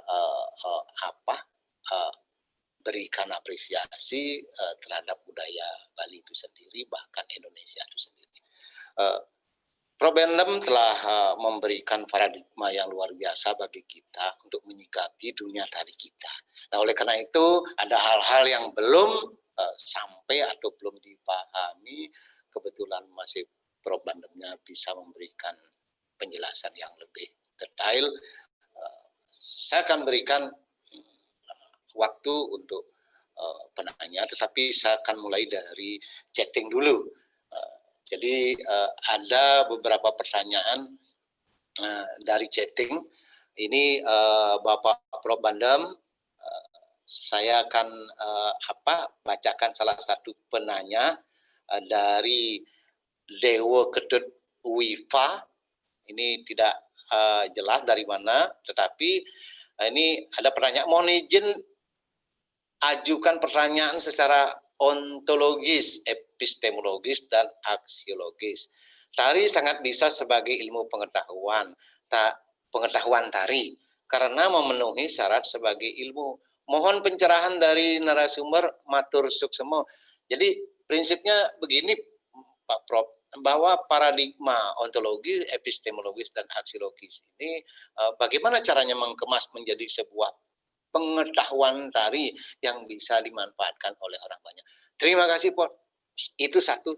Silakan, Pak Prof.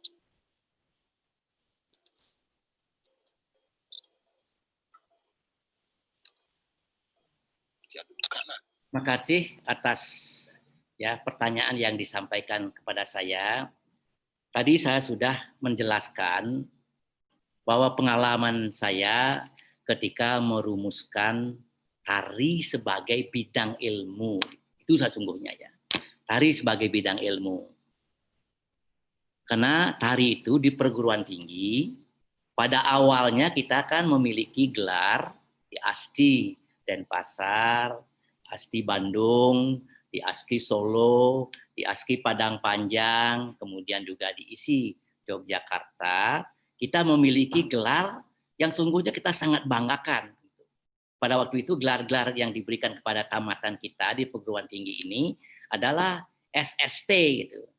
Seniman seni tari atau seniman seni tari setingkat sarjana. Seniman seni karawitan setingkat sarjana seperti itu. Nah, ada tuntutan dari Akademi Ilmu Pengetahuan di Jakarta lewat Direktorat Jenderal Pendidikan Tinggi, dibentuklah konsorsium semua bidang ilmu pada waktu itu. Pada waktu itu. Nah, saya mendapat kesempatan untuk mengkaji, menjadikan itu ilmu lewat filsafat ilmu. Karena itu dasar yang paling kuat saya rasa untuk diterima oleh kalangan lain. Kalau kalangan seniman, ya dengan dunia tari SST dan SSK, SSPAD itu sudah merupakan satu penciptaan yang luar biasa sesungguhnya. Begitu. Nah, saya mengambil langkah untuk mencoba untuk menguraikan tari itu dari filsafat ilmu itu.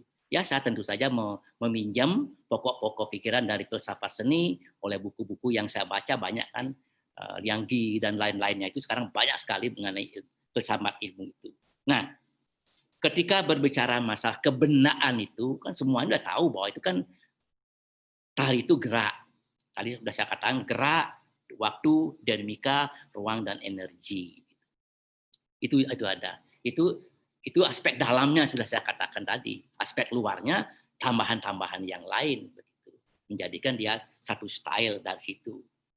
Nah, pada waktu kita melihat tari itu di dalam konteks mitis tadi kan sudah katakan ya, mitis, ilmu, ontologi, mitis, kemudian ontologisnya, klasiknya itu tumbuh tari yang berbeda-beda.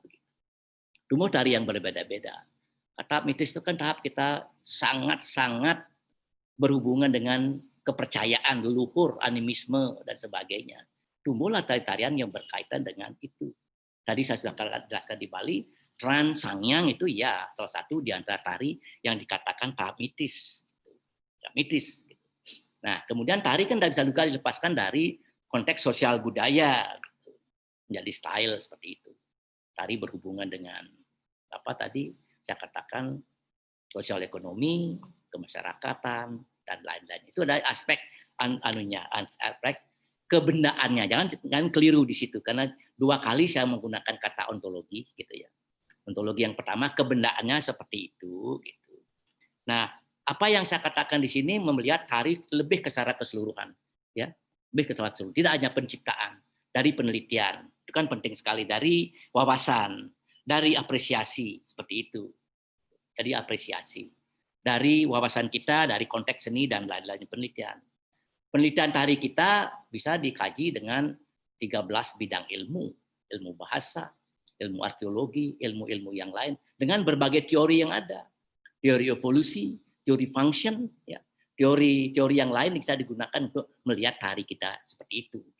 Nah, jadi kalau tidak melihat tari dari filsafat ilmu, sulit untuk saya melihat ya tarian itu bisa dikaji dari bidang-bidang ilmu seperti itu. Ya, ilmu. Nah, kalau kita membicarakan tari dari segi filsafat ilmu epistemologi misalnya, gitu ya. Ya. Kalau kita meneliti tari secara kebendaan, yang tadi saya katakan konteks seni, konteks dan teknik seni, ya barangkali kita harus mencari sesuatu pendekatan yang dinamakan pendekatan ya konteks-konteks seni, konteks-konteks ke dalam kita sendiri dari aspek-aspek aspek tarian itu sendiri seperti itulah. Nah, kan tadi sudah dikatakan juga bahwa tari itu ada maknanya. Setiap masyarakat pasti mempunyai makna untuk apa tarian itu. Sampai sekarang walaupun sudah tahap fungsional kita, tari yang bersifat mitis masih leluhur ada di mana-mana, masih ada. Tadi saya sudah gambarkan. Jadi itu katanya. Jadi tari rumusannya harus didasari oleh itu. Karena tari itu kan tidak hanya penciptaan, tari itu ada pengkajiannya, tari ada penyajian dan pendidikannya. Jadi yang paling tepat untuk melandasi ya melihat tari masa lampau, masa sekarang dan masa akan datang adalah dari perspektif keilmuan seperti yang saya katakan tadi itu. Walaupun tadi saya menambahkan ada logika spesifik ya, yang kita akan coba lakukan seperti itu. Jadi itulah yang saya maksudkan ketika berbicara mengenai tari dari perspektif keilmuan seperti itu. Jadi keilmuan penciptaan ada. Kan teori-teori penciptaan kita sekarang kita pelajari, banyak teori penciptaan dari barat yang kita pelajari atau dari masyarakat kita sendiri.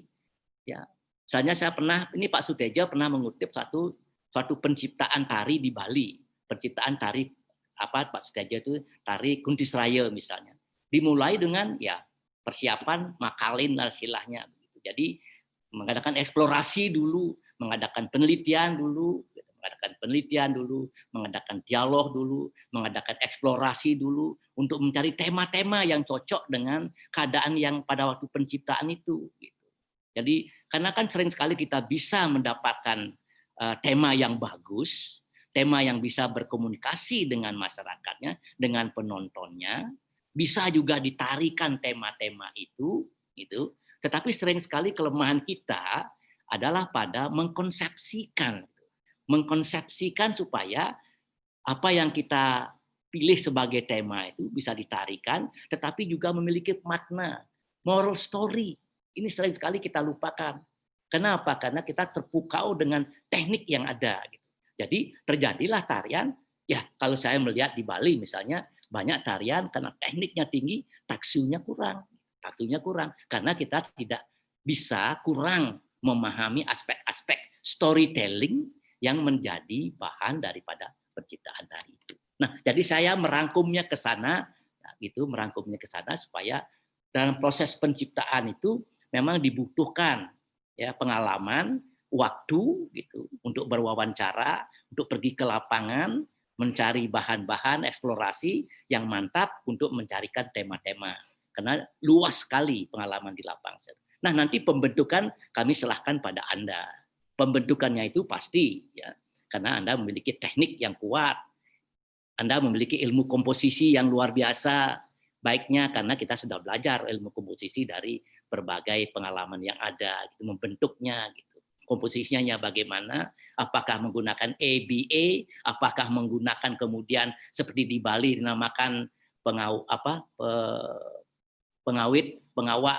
dan ekornya, pengawit, pengawak, dan apa namanya istilahnya Bali itu, pekad namanya seperti itu. Jadi bisa membentuknya seperti itu atau tanpa melakukan itu. Oke, salah satu rumusan tari ini teater nih, mungkin kita tidak bisa sharing di sini ya.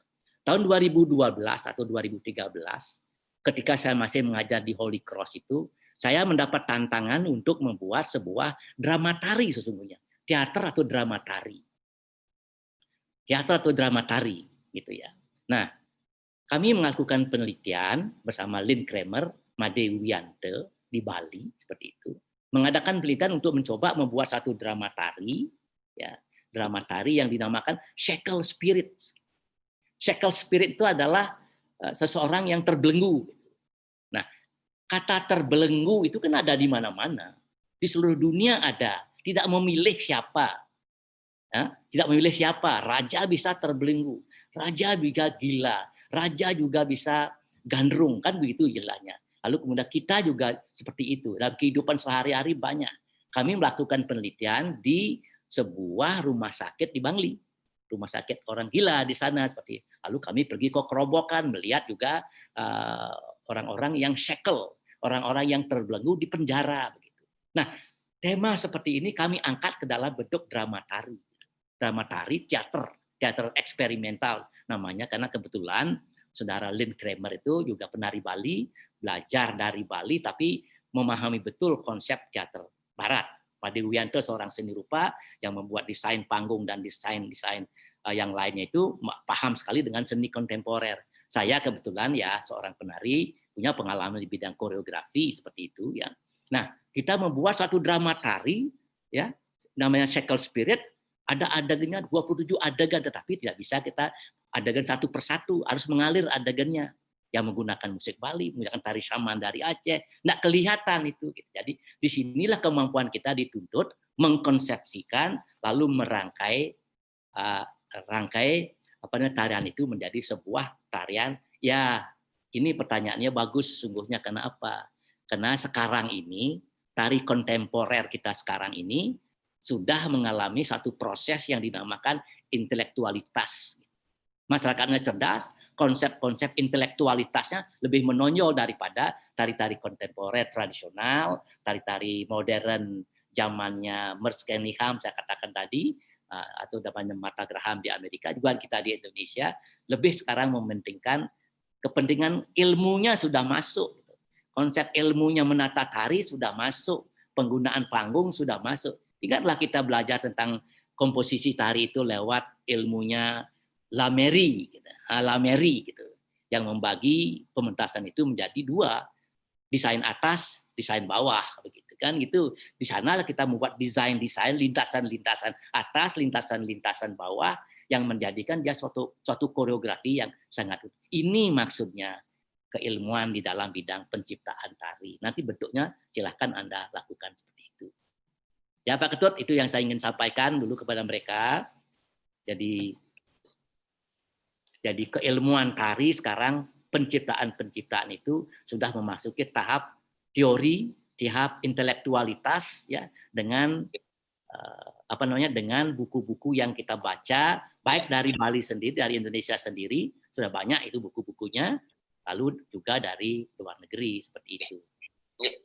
Terima kasih Prof, luar biasa penjelasan itu paradigma dari pengetahuan tari itu. Dari Dewa Wifa seperti itu. Jadi selanjutnya yang kedua adalah dari Ibu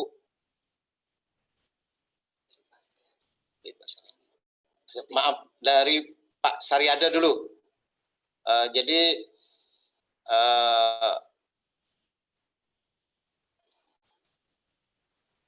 Apa tantangan tari, khususnya tari Bali, Pak, di masa depan? Yang kedua, apa ada makna filosofi tari Bali menyatu dengan bumi? Kalau tari Barat, balet, berusaha melepaskan diri dari bumi. Itu pertanyaan dari Pak Saryada. Kemudian yang kedua, mohon pencerahan juga penjelasan tentang tari masa depan akan lebih banyak berbentuk tari virtual, memanfaatkan teknologi canggih, kolaboratif, dan lainnya. Apakah kemudian landasan keilmuan tari, ontologis, epistemologis, dan aksiologi, dan konsep lokal Bali, Triguno yang dapat dijadikan landasan untuk pengkajian perlu diinterpretasikan? Jadi ada dua pertanyaan, Prof. Yang satu adalah tentang tari Bali khususnya di masa depan. Kemudian apakah ada makna filosofi tari menyatu dengan bumi? Kalau di Barat mungkin tari lepas dengan bumi, ini anunya Pak Saryada. Nah ini yang kedua. Yang kedua tentang epistemologi yang Prof jelaskan tadi, karena semuanya sudah lari ke virtual, apakah konsep atau paradigma ini masih relevan? Seperti itu kira-kira pertanyaan yang tadi ini, yang kedua ini. Mungkin dua pertanyaan itu akan saya batasi dulu dari chatting. Saya minta kepada panitia untuk bisa mengambil dari YouTube, biar kita merata, karena ini biar dapat juga yang lainnya pencerahan tentang tari. Monggo Pak Prof, yang dua tadi pertanyaannya, silakan.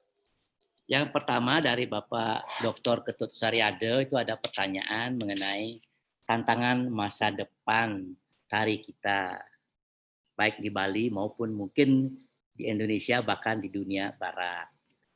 Tadi pada awal dari ceramah saya, pemberian materi yang saya katakan, ketika kita melihat tari itu pada masa yang akan datang, ya, tantangan yang terbesar kita hadapi tentu saja adalah masa revolusi industri 4.0.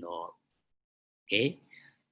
Revolusi 4.0 itu ya adalah masyarakat cerdas, masyarakat yang pinter, bahkan di antara kita sering mabuk teknologi. Kita tidak bisa berbuat apa-apa tanpa ada Android telepon di tangan kita. Kita melihat apa saja sekarang, menyimpan apa saja, sekarang kita adalah melihat teknologi itu sendiri. Dan sering juga kita melupakan apa yang ada di sekitar kita karena sibuk dengan mabuk teknologi itu.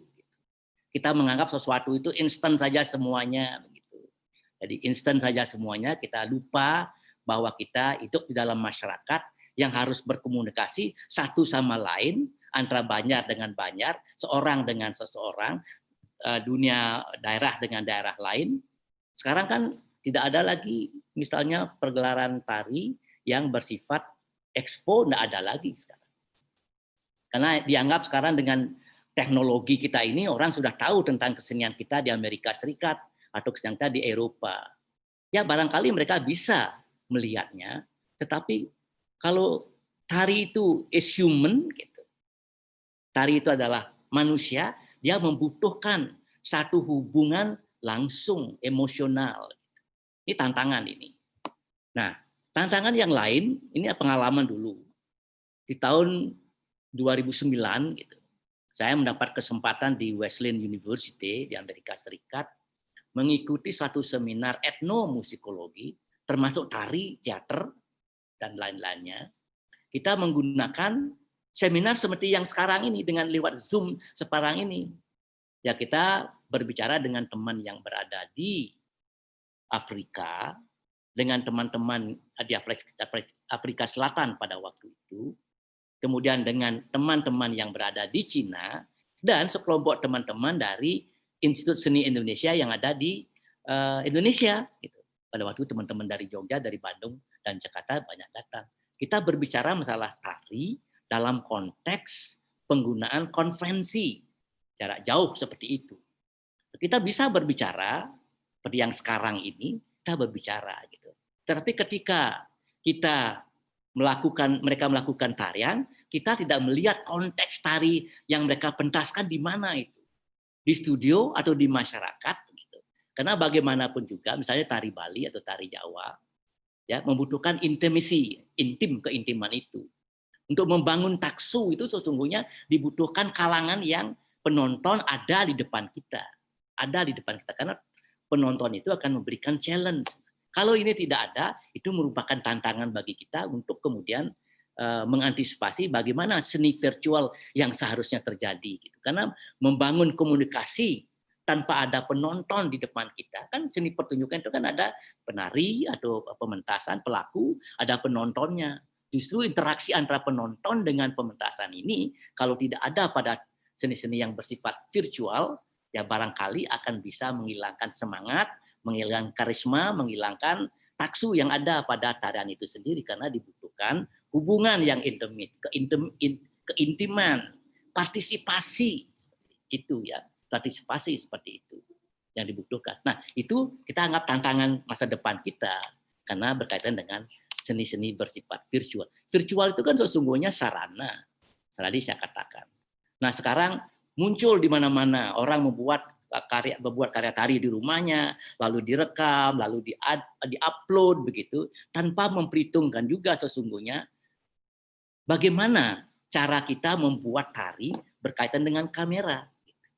Ini kan tidak pernah kita pikirkan. Tidak pernah kita pikirkan. Kalau di Amerika Serikat, di tahun 1979, ada konferensi tari di PBB, ya, 1979, pada waktu itu tokoh-tokoh yang hadir adalah bernama Alwin Nicolais. Alwin Nicolais itu adalah salah seorang tari modern Amerika yang sangat terkenal pada generasi yang kedua setelah adanya itu Martha Graham dan itu ada Alwin Nicolais itu. Dia mengatakan ya, ia membuatkan total teater pada waktu itu. Memang dibutuhkan sekali satu konteks penonton di hadapan dia ketika dia mentaskan tariannya di panggung seperti itu. Bahkan panggung orang-orangnya dibawa ke atas supaya ada intimasi daripada itu. Nah, jadi tantangan kita ke depan adalah bagaimana membuat tarian kalau tidak ada penonton di sekeliling kita. Nah, oleh karena sering sekali juga tarian itu dipentaskan di studio televisi yang tidak besar studionya, tidak besar kalangannya, seperti itu. Ini sedikit sekali kalangannya, kita tidak bisa bergerak banyak tanpa dibuatkan angle-angle beberapa kamera yang ada pada waktu itu. Nah, begini, seni untuk virtual, seni untuk video, seni untuk televisi memang harus dirancang secara mengkhusus. Skenarionya, angle-angle-nya, bahkan ada tarian yang dibuat dengan cut saja, dengan potongan-potongan saja. Sebuah tarian dibuat, tari solo ataupun kelompok dibuat dengan potongan-potongan saja. Wih, menarik juga itu. Potongan-potongan tari modern, ya, atau tari yang apa saja klasik, tapi dibuat potongan-potongan. Tapi potongan-potongan itu membuat satu koreografi, membuat satu bentuk yang menarik untuk kita tonton melalui televisi seperti itu. Nah, itu tantangan yang luar biasa sesungguhnya bagi kita. Tentu bagi kita sebagai negara yang berkembang, biasanya sih Pak Ketut, ini kita kekurangan ya dana, kita kekurangan karena ternyata seni virtual yang sesungguhnya yang kita inginkan itu kan sesungguhnya membutuhkan peralatan, ya peralatan yang lebih canggih daripada cuma telepon yang kita gunakan sekarang seperti itu. Jangan keliru karena kan kalau kita bicara masalah media sosial kan banyak sekali sekarang ya, Instagram dan lain-lainnya, YouTube dan sebagainya. Nah itu jadi itu. Nah, jadi tantangannya seperti itulah sesungguhnya. Jadi konsepsi, ya, mengkoreografikan, lalu peralatannya, nah ini benar-benar kita butuhkan sebagai tantangan masa depan. Oke, tari dengan bumi. Nah, ini kan gaya tari sesungguhnya yang dibicarakan. Jadi gaya tari itu tidak lepas daripada posisi tubuh dengan bumi, dengan lantai. Begitu. Tari Bali, tari Jawa dikatakan oleh orang asing ini. Orang asing itu lebih kepada persembahan kepada bumi karena kita menginjak tanah, kita bergerak tanah, kita mendak, kita ngalat, kita demi plie lebih banyak daripada terbang seperti tari balet seperti itu. Jadi kalau tari balet dianggap lebih dia ke angkasa. Nah, kalau kita dianggapnya kepada bumi. Ya bumi ini pijakan yang penting sekali karena bumi itu apa lingkungan. Jadi lingkungan itu sangat menentukan dari saya katakan bahwa tari itu alam lingkungannya itu yang membentuk tari itu menjadi gaya seperti itu. Alam lingkungan, posisi kita terhadap bumi, apakah kita duduk, apakah kita berdiri, apakah kita plie. Lihat saja tarian baris di Nusa Penida yang bernama baris jangkang, namanya jengkeng kan. Dia menari selamanya dengan posisi jongkok. Menjadi goa, menjadi apa namanya? Menjadi goa atau menjadi burung gagak hitam itu tariannya persis menirukan gerak-gerik gagak gitu tapi dengan posisinya yang jengkeng. Jarang dia terbang ke atas walaupun dia tari goa gitu. Terbangnya bagaimana? Terbangnya dengan prop yang dia miliki dengan sampur dengan yang putih itu yang sampur putih atau kain itu digambarkan sebagai ini sebagai apa namanya sayap burungnya, lalu mereka menari lebih ke lantai daripada terbang seperti itu. Karena tari-tari timur sih memang kebanyakan stylenya, gayanya lebih mengarah kepada lantai itu sendiri. Tapi kan itu bukan satu saja, segaya itu bukan satu saja, itu aspek dalamnya yang saya katakan. Unsur-unsur tari lain ini sambil menjawab yang kedua itu. Unsur-unsur tari lain sudah banyak mempengaruhi kita. Ya, unsur tari lain. Kalau tidak kostumnya, juga geraknya seperti itu. Ya, namanya saja tari Siwanata Raja, pemikiran kita sudah mengambil langkah-langkah Siwanata Raja yang ada di India. Tapi garapannya ya tidak, garapannya tari dan garapannya tari Bali kan seperti itu. Tapi pengaruh-pengaruh luar sudah masuk. Apalagi, nah, ketika kita berbicara masalah tari kontemporer, tari masa kini itu kan ada 3 jenis sesungguhnya. Saya tidak sempat tadi menyampaikan, tetapi ini karena ditanyakan dengan kolaborasi dan epistemologi yang dikatakan tadi itu. Tari modern Yang pertama itu tadi saya katakan disebut saja dia sebagai tari modern tradisional karena tekniknya dianggap tradisional, masih mengambil dari tari balet walaupun tidak dikatakan, tapi masih menggunakan prinsip-prinsip tari balet. Pakai hanya tidak menggunakan sepatu gitu ya. Dia lebih kepada terbang, lebih kepada lompatan, lebih kepada hopping, lebih kepada gerak-gerakan yang lain di atas lantai. Lebih dia banyak ke atas daripada tarian kita di Bali, di Jawa dan di Bali pada waktu. Jadi tekniknya dinamakan tradisional. Tadi tokohnya kan sudah katakan, Martha Graham dan Doris Humphrey dan Alwyn Nicolais. Ini ada sesungguhnya yang bagus kita dengarkan dari prinsip mereka. Martha Graham itu ini menyatakan dance is the hidden language of the soul. Tari itu adalah bahasa yang tersembunyi di dalam jiwa kita. Nah, kan itu. Jadi dengan demikian bahwa tari itu betul-betul dianggap sebagai point of view. Point of view itu ada pendapat pribadi. Jadi konsep pribadi yang ditampilkan berbeda dengan yang satu dengan yang lainnya seperti itu. Itu sudah lahir sebagai traditional modern dance. Menghilangkan balet gitu. Walaupun tetap dipengaruhi sungguhnya teknik-tekniknya oleh balet. Pasti mengambil posisi 1, posisi 2, posisi 3, 5 dan bahkan 6 posisi kakinya seperti itu. Masih mengambil tapi dibuat bentuknya yang sangat berbeda. Lalu setelah itu ada modern dance contemporary. Tadi yang tradisional, sekarang yang contemporary. Siapa tokohnya? Saya pernah ikut memberikan lighting kepada tokoh ini di UCLA di tahun 1970-an. Saya masih ingat sekali. Tokoh ini bernama Merce Cunningham. Merce Cunningham ini seorang tokoh tari modern dengan partnernya John Cage namanya, gitu, menggunakan konsep yang dinamakan chance. Ya, chance. Apa yang terjadi di situ, itulah tarian kita. Prosesnya seperti itu. Dia berjalan dari sini ke Singapadu, apa yang terjadi di tengah jalan, itulah proses perjalanan. Konsep ini terjadi seperti itu. Nah, itu dinamakan modern dance contemporary. Nah, itu John Cage tokohnya dan Paul Taylor. Paul Taylor ini pada 1974 bersama Martha Graham pergi ke sini. Pentas di tim di Jakarta, lalu saya undang pentas di Kokar Bali pada waktu itu. Mulailah pengaruh-pengaruh ya tarian Bali kita oleh gerakan-gerakan teknik dari tari modern. Ya, kalau bukan balet modern. Karena di Indonesia ini kan sudah pernah ada sekolah tari balet di Jakarta. Ya. Misalnya saya tahu teman saya yang baik bernama James Dananjaya, dia seorang penari balet, ya, seorang folklorik, seorang antropolog, tapi dia ikut menari balet. Banyak yang lainnya lagi. Nah, sudah berkembang tari balet. Sudah mulai kita dipengaruhi oleh ya secara teknis gerakan-gerakan seperti itu.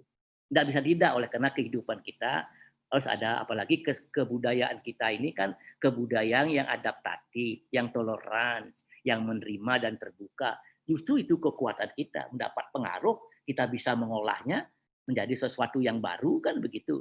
Ini salah satu yang pengaruh-pengaruh dari tarian barat. Anggap sajalah kita sekarang pergi ke Cina gitu. Ya, Cina gitu. Naga itu kan zaman prasejarah sampai sekarang masih hidup sebagai kekuatan yang dinamakan kekuatan alam semesta. Petir dari sana latangnya. Ya, angin seperti itu datangnya. Ini mempengaruhi berbagai bentuk seni kita di Indonesia. Ya, kenapa tidak? Misalnya kita melihat barongsai, kita melihat kala, boma di mana-mana ada di Jawa. Itu mungkin ada kaitan-kaitan secara kultural dengan seperti itu. Itu pengaruh-pengaruhnya yang ada sesungguhnya. Di Bali kan naga bandel, ya, naga bandel. Lalu ada barongsai di dalam gamelan-gamelan. Ini salah satu pengaruh juga. Dan ini dijadikan tafsiran-tafsiran untuk menciptakan tari kemudian seperti itu. Nah, lalu saya teruskan lagi sedikit ini. Mudah-mudahan ada waktu yang baik kan gitu. Nah, setelah adanya modern dance contemporary, baru ada postmodern dance. Ya, postmodern dance itu sudah Judith dan Twyla Tharp contoh-contohnya. Malahan Twyla Tharp ini Ya, seseorang yang pernah dapat belajar di Bali yang bisa memasukkan detail daripada tarian Bali di dalam menggunakan tangan dan sebagainya. Ini yang dikatakan kemudian ya postmodern dance. Ya, dan pentasnya di tempat yang alternatif saya katakan tadi itu. Bahkan ada suara, ada dialog ya, ada suara, ada dialog. Bahkan juga komposisinya terkait dengan gender dan lain-lainnya. Inilah postmodern dance yang sering kita sebut sekarang seni kontemporer di Bali ini sendiri. Nah, itulah perkembangan-perkembangan. Ya jelaslah kita bisa menerima pengaruh dan sengaja juga mengambil teknik-tekniknya. Tidak masalah, asal kita olah gitu, dengan latar budaya yang kita miliki tadi itu. Itu yang perlu diingatkan di dalam membuat konsepsi. Teknik kita silahkan ambil. Karena bagaimana? Karena tari kontemporer, balet, dan tari-tari lainnya sekarang di Amerika Serikat itu mempunyai teknik yang sudah solid. Tekniknya itu adalah teknik physical education. Kan tari di Amerika Serikat itu kan sesungguhnya merupakan bagian dari departemen olahraga. Karena gerakan-gerakan universal yang dimiliki itu diolah menjadikan gerakan-gerakan universal, ya, universal, baru dimasukkan tema-tema, baru dimasukkan nilai-nilai budaya Barat. Gitu. Kalau kita kan berbeda, kita sudah memiliki style yang kuat, ya, kita style yang kuat. Oke lah, tari Bali. Siapa yang tidak tahu agam, tandang, dan tangkis? Punya kita sudah itu dari klasikal kita sudah punya semacam itu. Nah kemudian agam bisa berbeda sekarang. Ya, agam bisa berbeda, tandang bisa berbeda, tergantung daripada komposisi tari kita. Itu kekuatan kita untuk maju ke depan, untuk menciptakan tari di masa esok ini. Nah kan esok ini kapan? Esok ini kan lagi besok, apa 20 tahun yang akan datang. Yang lampau juga tadi saya akan ngajak kita berpikir bahwa tarian Bali di tahun 1960-an apa yang terjadi? Di Jogja, di Prambanan lahir Sendra Tari Ramayana. Setahun setelah itu mendapat inspirasi dari Pangeran Letnan Jenderal Ladis Kusumo itu untuk kepentingan pariwisata, lahir Sendra Tari Jayaprana di Kokar, Bali. Sesudah itu apa yang terjadi? Ya, selama beberapa tahun tidak ada ciptaan-ciptaan karena kita menghadapi masa kegelapan. Ada KUP G30S yang katakan pada waktu itu. Tidak ada yang bergerak. Tari untuk kepentingan ritual tidak ada. Tari keraton tidak ada. Baru setelah tahun 66 ada Sendra Tari Maya Denau. 65 ada tari Sendra Tari versi Bali Ramayana hanya setengah seperti itu. Kita bisa trace ke belakang itu. Bisa trace ke belakang tarian-tarian seperti itu. Dan juga penata sosialnya zamannya Presiden Republik Indonesia Bung Karno pada waktu itu kan selalu ada misi kesenian kenegaraan. Karena diplomasi kebudayaan kita bisa bantuan kepada negara tetangga untuk didukung kemerdekaan kita. Ya kita ke Cina, kita ke Korea Utara, kita ke Hongaria, kita ke Ceylon, kita ke India. Apa yang dipentaskan? Tari dari seluruh Indonesia. Masing-masing kita membawa rombongan 15 orang dari Bali, 20 dari Jogja, 20 dari Solo, Sumatera 15, Bandung 15, terjadilah 90 orang misi kesenian kita. Apa yang ditampilkan? Pada waktu itu belum ada tari kontemporer yang ada sekarang. Yang ditampilkan adalah tari-tari tradisional. Kenapa? Oleh karena ini culture identity. Kita menunjukkan kultur kita. Nah itu kan tahun 60-an, 70-an. Kias saja kita seperti itu. Mungkin waktu di Kias ya ada Mas Don yang pentas ke sana. Selebihnya kebanyakan ya tari Janger, tari Kalimantan, tari giring-giring dan lain-lainnya seperti itu. Belum lagi tari Jawa di mana-mana, itulah seperti itu. Nah, itulah kalau kita mau melihat ke belakang seperti itu, semuanya banyak yang kita bisa. Ketut bisa memimpin teman-teman di sini. Saryada bisa memimpin teman. Tulislah tari di perguruan tinggi seni isi dan pasar saja. Sejak kelahiran ASTI tahun 1967. Apa? Sebelum itu kan tidak ada gambuh yang berkembang. Masih ada maestronya. Gitu. Tapi adakan rekonstruksi gambuh. Rekonstruksi Legong Kraton sekarang ya 30-an lebih Legong Kraton sudah rekonstruksi dan hidup kembali. Gambuh juga demikian. Tetapi lagi-lagi pementasannya dalam konteks-konteks yang ada seperti itu. Nah, itulah saudara Ketut Saryado yang saya lihat, kita tidak usah khawatir kalau menerima pengaruh dari mana saja. Ya, Tidak usah khawatir, karena kita harus mampu mengadaptasikan. Kemampuan koreografi Anda, kemampuan budaya kita yang terbuka, yang toleran, yang adaptatif itu kekuatan bagi kita untuk bisa mengadaptasi unsur-unsur dari luar. Ya, apa itu? Pak Prof, Ya. mungkin pertanyaan yang dua tadi dari Pak Saryada dengan Bu Sudewi itu saya rasa sudah dijawab dan mencakup masalah paradigma epistemologi dengan apa keadaan sekarang itu sudah mungkin kontekstualnya lebih bagus. Tapi saya akan coba dua pertanyaan lagi karena ini terbatas dengan waktu. Ada dua pertanyaan lagi ini dari saudara kita yang di Jakarta, di De Bagus Sudiase, yaitu mengenai apa yang bisa kita sikapi tentang Wartamana dari tari kita. Wartamana niki. Terus yang kedua, untuk mengetahui selain daripada sejarah tari, untuk membedakan tari itu klasik dan modern dapat dilihat dari aspek napi atau aspek apanya. Jadi pertanyaan yang kedua niki, apa yang bisa kita bedakan melihat aspek klasik dan modern ini? Apa yang bisa kita melihat bedakan? Jadi dua pertanyaan dari Pak De Bagus Sudiase tentang Wartamana. Yang kedua adalah untuk membedakan tari klasik dan modern dapat dilihat dari aspek napi, aspek apa yang bisa kita lihat. Terus pertanyaan yang kedua dari Bu Kus, Pak Nengah Mariase, maaf nih, dari UNESA Surabaya, mohon penjelasan etnokoreologi yang sudah disepakati di Indonesia sebagai cabang ilmu yang khusus mengkaji seni tari. Menurut Profesor Sudarsono, dipersilakan etnokoreologi mengacu pada konsep etnomusikologi yang sudah berkembang di Barat. Sementara etnokoreologi tidak berkembang di Barat, maka di Indonesia memberanikan diri untuk mempopulerkan etnokoreologi. Mohon penjelasan, Prof. Monggo waktunya. Yang pertama, ini waktunya masih 10 menit, jadi kita dapat lagi sedikit. Monggo, Prof. Jadi yang pertama saya akan jawab mengenai apa yang kita ingin sikapi untuk mengemas tari masa depan.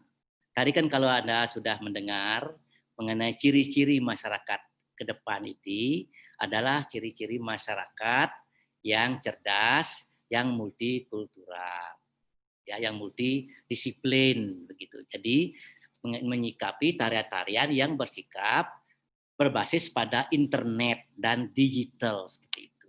Kalau kita ada kemampuan, kenapa tidak menciptakan sebuah tarian ya yang terkait dengan robotika seperti itu, misalnya seperti itu. Ya, orang sudah menciptakan robot untuk bermain badminton. Bisakah kita menciptakan tari-tari yang berkaitan dengan artificial intelligence untuk mewadahi masyarakat aplikasi-aplikasi yang sekarang itu? Ini tantangannya memang besar. Kita harus bekerja sama. Tidak bisa seorang koreografer yang pintar menari, yang tahu tentang sikap tari secara bagus, tetapi barangkali kurang dalam bidang teknologi, harus ada kepemimpinan yang kolaboratif menciptakan satu bentuk tari yang mengantisipasi ya masyarakat cerdas yang sekarang itu. Bisa diterima oleh masyarakat cerdas yang sekarang itu. Anak-anak kita sekarang banyak yang sudah menghindari, tidak menonton tari Bali lagi, karena di dalam YouTube, di dalam dalam televisi mereka memilih ya sajian-sajian yang lebih cantik dari luar negeri, film misalnya seperti itu. Nah, sikap kita sekarang harus ada tantangan secara inovatif. Nah, ini bahasanya. Tantangan masyarakat RI 4.0 ini atau 5.0 ini adalah sesungguhnya inovasi dan penciptaan. Terus berkarya. Nanti entah bentuknya apa, itu ininya yang paling penting. Nah, lalu yang kedua tadi apa? Bagaimana bisa membedakan antara tari klasik dengan tari masa lalu yang memitis dan tari yang modern. Tari klasik itu sudah sangat jelas sekali sesungguhnya, mempunyai pakem, mempunyai pola-pola yang tadi saya katakan. Yaitu faktor internalnya adalah sikap dan dimensi tubuh. Tari Jawa misalnya, yang kita lihat sekarang itu, banyak mengambil sikap tubuh dari wayang kulit, kan seperti itu. Tarinya mendak, lalu lututnya mengarah keluar, melebihi tari Bali. Kalau tari Bali, lututnya itu sudah hanya mengarah pada diagonal. Diagonalnya ke kanan atau ke kiri. Jawa lebih flat lagi karena ada konsepsi di sana adalah mengambil langkah dari wayang kulit seperti itu. Itu kita bisa lihat seperti itu. Nah, yang kedua, bagaimana dia menggunakan sarana tubuh artikulasi. Kan di dalam tari klasik kita, tari ontologis kita, tidak ada jumping tinggi-tinggi seperti di barat, kan tidak ada. Kalau paling-paling kalau sudah perang di Jawa ini hebat sekali saya lihat, perangnya itu masalah dibuat style, gaya, dibuat menari gitu adanya. Tidak seperti tari-tari perang yang lain seperti itu. Nah, gaya ini kan kita bisa amati dalam tari klasik, tari ontologis yang kita sebutkan lagi itu. Sistem variasinya bagaimana? Nah, kan tarian itu ada sistem variasinya. Ya. Tarian-tarian di Jawa Barat, topeng babakan misalnya, dia punya juga tarian pakai topeng itu dan sebagainya, tapi posisi variasinya bisa mengambil dari ketuk tilu, bisa dari tari jaipongan, mempengaruhi juga tarian rakyatnya kepada tari klasik semacam itu. Dan kita bisa amati sebagai orang yang artinya bisa mengamati tari. Lalu tipe-tipe tarinya apa? Tari klasik kan ada wayang wong, ada Renoas Moro, ada ada tari bedoyo, ada tari yang lain lah. Kan gampang sekali kita melihat hal-hal seperti itu dan itu membawa pakem-pakem yang tersendiri. Ya, oke. Sekarang yang kedua, pertanyaan dari yang dari yang dari UNESA. Oke, memang benar ini apa yang dikatakan oleh Mbak Nengah Mariase, bahwa kita mempopulerkan istilah etnokoreologi. Kan sederhana sekali sesungguhnya. Jadi bahwa etno itu etnis, ya. Koreologi atau koreografi, komposisi koreologi. Tapi koreologi itu tidak berdiri sendiri hanya motif gerak, tidak. Koreologi yang dikatakan di sini ada aspek literaturnya, ya, ada aspek kesejarahannya, ada aspek notasi tarinya, gitu, itu intinya. Karena sebagai koreolog atau ada koreografi membuat notasi tari lewat laba notation, kan itu sesungguhnya. Nah, kita menggunakan itu oleh karena kita mengambil langkah dari penelitian etnomusikologi. Nah, etnomusikologi sama. Penelitian musik dari berbagai bangsa itu saja. Jangan mengatakan ini etnis dalam arti konyol etnis dalam arti desa, bukan. Jadi ini adalah penelitian yang berbasis tari di seluruh bangsa yang menggunakan berbagai pendekatan ilmu yang saya katakan tadi. Ilmu antropologi salah satu di antaranya, etnologi salah satu di antaranya. Ethnic dance itu etnokoreologi kan begitu juga maksudnya. Jadi studi mengenai grafik koreologi di seluruh suku bangsa-bangsa di Cina, di Jepang, Bali, Indonesia dan lainnya dengan pendekatan etnomusikologi, dengan pendekatan function dan struktur, dengan pendekatan bahasa, dengan pendekatan 13 bidang ilmu yang lainnya untuk mendapatkan suatu bagaimana perbandingan koreologi antara satu dengan yang lainnya seperti itu. Nah, orang Amerika kenapa tidak yang menggunakan itu? Ya tentu saja dia menganggap dirinya bukan etnis sesungguhnya, padahal mereka punya etnis. Mereka punya tari Indian itu, Indian, American, dan sekarang American, African, Indian itu ada aja. Mereka tidak biasa menggunakan istilah etnis koreologi, tapi koreologinya digunakan oleh mereka karena mereka berpikiran ya mungkin pikiran mereka global, lebih daripada kita. Tidak ada salahnya kita mengembangkan etnokoreologi itu Karena kita ingin mengenal juga berbagai bentuk tari, koreologi, koreografi dari berbagai bangsa, fungsinya, strukturnya, ya, lalu gaya-gaya yang ada pada kita sendiri. Teruskan saja, teruskan saja. Ada juga yang orang mengatakan ethnoscience, gitu. Tidak masalah. Ya. Jadi yang penting dasarnya penelitian, dasarnya ya juga sekarang etnomusikologi itu tidak hanya penelitian, tapi ada penciptaannya. Ada penciptaan. Dulu tidak boleh. Dulu semuanya meneliti saja kita itu. Tapi sekarang oleh karena perkembangan zaman, ya seorang etnomusikolog yang ke lapangan itu, untuk mendapatkan data yang konkret, dapat data yang banyak, mereka ikut menari di dalamnya. Semua keluar dari maestro-maestro itu. Saya mempelajari tari Gagaku dengan dua orang penari istana dari Jepang itu. Ketika saya tidak ikut menarikan, saya tidak akan dapat informasi apa-apa. Ini cara mengadakan penelitian. Inilah konsep-konsep penelitian etnis koreologi, etnis etnoscience ataupun etnomusikologi. Jadi begitulah. Teruskan saja. Saya dukung pengembangan penelitian yang berbasis etnokoreologi itu. Oke, Pak Dot, sudah? Terima kasih Pak Prof. Bandem, luar biasa. Kalau kita bertanya lagi, mungkin filenya lebih banyak lagi, karena begitulah banyak yang telah tersimpan. Tetapi pada hari ini saya sedikit akan menyimpulkan hasil dari apa yang telah kita bicarakan tadi, bahwa dunia tari dulu, esok, dan kini ternyata dari penjelasan Bapak Prof. Bandem, bahwa dulu adalah tari sebagai sumber kreatif, baik dia kajian, penciptaan, penyajian, maupun pendidikan, bahkan manajemen. Karena dulu sudah orang mengenal manajemen mungkin sifatnya tradisional. Yang kedua adalah esok, kalau belum ke esoknya, kekiniannya dulu adalah berorientasi dari keklasikan yang bersifat fungsional, itu bisa dikemas tari itu menyesuaikan dengan keberadaan yang sekarang atau perkembangan sekarang. Terus yang terakhir adalah cerdas. Bagaimana kita bisa memanfaatkan tari sebagai satu sikap yang cerdas ke depan, bahwa tari mampu menjamin atau seniman bisa dihidupi oleh tari itu sendiri. Bukan seniman menghidupi tari saja, tetapi seniman bisa hidup melalui tari itu sendiri. Jadi pernyataan terakhir dari Prof. Bandem adalah untuk melihat tari, untuk melihat dunia tari ini, kita harus menggunakan filsafat keilmuan. Ini tanda kutip ini, filsafat keilmuan. Karena tercecer di epistemologi, yaitu entah dia manajemen, entah dia ekonomi, dan etnokoreologi yang dijelaskan tadi, itu semuanya bergantung pada epistemologi.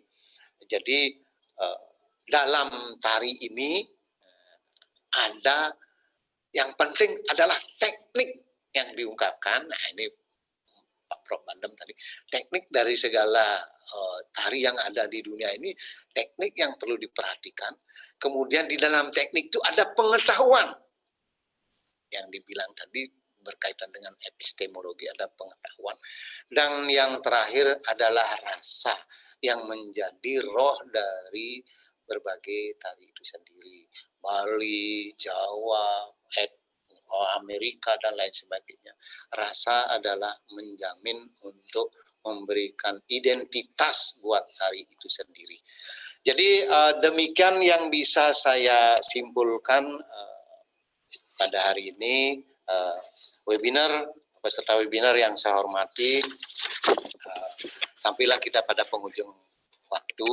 Jadi saya dan kerabat kerja panitia webinar 2 jurusan atau program studi tari ini mengucapkan banyak terima kasih kepada narasumber kita, Bapak Profesor Dr. Imade Bandem MA, telah meluangkan waktu, telah berbagi pengalaman, statement, dan strategi kepada kita untuk kita bisa mengayomi dan memahami tentang tari itu sendiri. Jadi untuk lebih lanjut, saya minta maaf apabila ada hal-hal yang tidak berkenan dalam penyelenggaraan webinar kedua ini. Kami dari program Studi Tari mohon maaf yang sebesar-besarnya apabila ada hal yang tidak berkenan dalam hati. Oleh karena itu, karena waktu, saya haturkan para mesanti. Om Santi Santi Santi Om. Wassalamualaikum warahmatullahi wabarakatuh. Waktu saya persilahkan kepada panitia.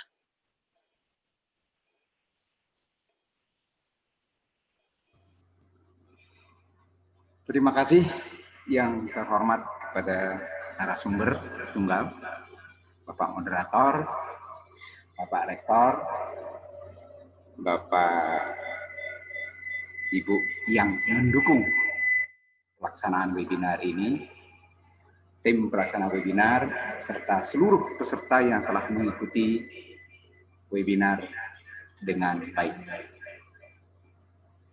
Webinar tari kedua dalam tema Dunia Tari Dulu, Esok, dan Kini kami tutup. Mohon maaf jika ada hal yang kurang berkenan. Terima kasih dan sampai jumpa.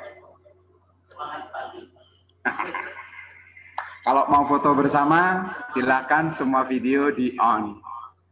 Akan diambil dengan screenshot. Waktu relax. Silakan panitia 144 udah keluar mereka. Udah yuk, silakan screenshotnya. Yuk. Udah on, senyum semua, senyum. Senyum. Oke, sepuh titiang sampun siderawuh, matur suksema Bapak Prof.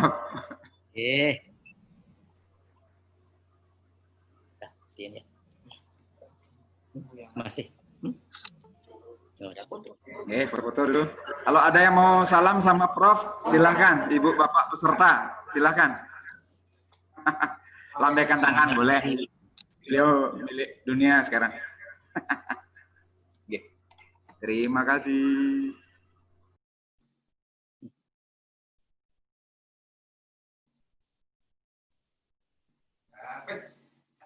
Cantik, bagus, ganteng semua yang di luar Bali, dalam Bali, luar Jawa, luar Indonesia ada. Mantap. Silakan terus senyum sebelum dihabiskan ininya. Woi, Pawayan Dana, Prof Dana sana jauh-jauh. Ada Bu Sudewi, Legong. Ibu Legong, Akli Legong. Makasih, Prof. Ayo sampai ketemu ya, Pak Dewi. Makasih. Terima kasih ya Prof Bandem. Terima kasih Prof Bandem. Rahayu. Terima kasih, Prof. Terima kasih, Prof. Ya, apa adanya. Saya dari Surakarta, Prof. Ya, terima kasih. Dewi, halo Mbak Dewi. Kangennya Mbak ketemu Dewi. Halo. Dewi, halo. Aida. Kangen ya? Limuran. Kangen banget pulang. Yang jelas kangen pulang ke Bali. Absi, kapan Absi ketemu? Mbak Dewi, absinya kapan ketemu? Ya, sebentar betul. lagi. Segera. Oke. Mbak Dewi. Sampai ketemu. Terima kasih. Lewat Zoom ya. Halo, Budayu. Salam sehat. Ya, alhamdulillah. Halo Aka, Arlaini. Halo. Halo Pak Wade. Halo Mbak Tri. Apa kabar? Halo. Halo Bu Nino, salam buat padang panjang Arlaini. Salam dari Jogja. Sama. Nah, Sukses. Atri. Kangen Mbak Atri. Salam buat kampung halaman Padang Panjang yang nanti situ. Salam semuanya. Salam Rahayu. Reuni virtual. Reuni virtual. Halo Gede Ladi. Reuni tipis-tipis. Yuk kita ketemu kita lagi. Halo. Bapak, salam Rahayu Bapak. Kudu ya bola balik. Amin. Bisa Mbak Mami. Halo Mbak Dewi. Halo Mbak Mami. Salam dari Pamit, ayo pamit. Pamit, ini panitianya nanti yang tutup. Panitianya baik hati nih. Panitianya baik hati. Mbak Dewi. Salam dari Solo. Pamit ya. Pamit. Reuni. Bali juga nggak jauh. Dewi.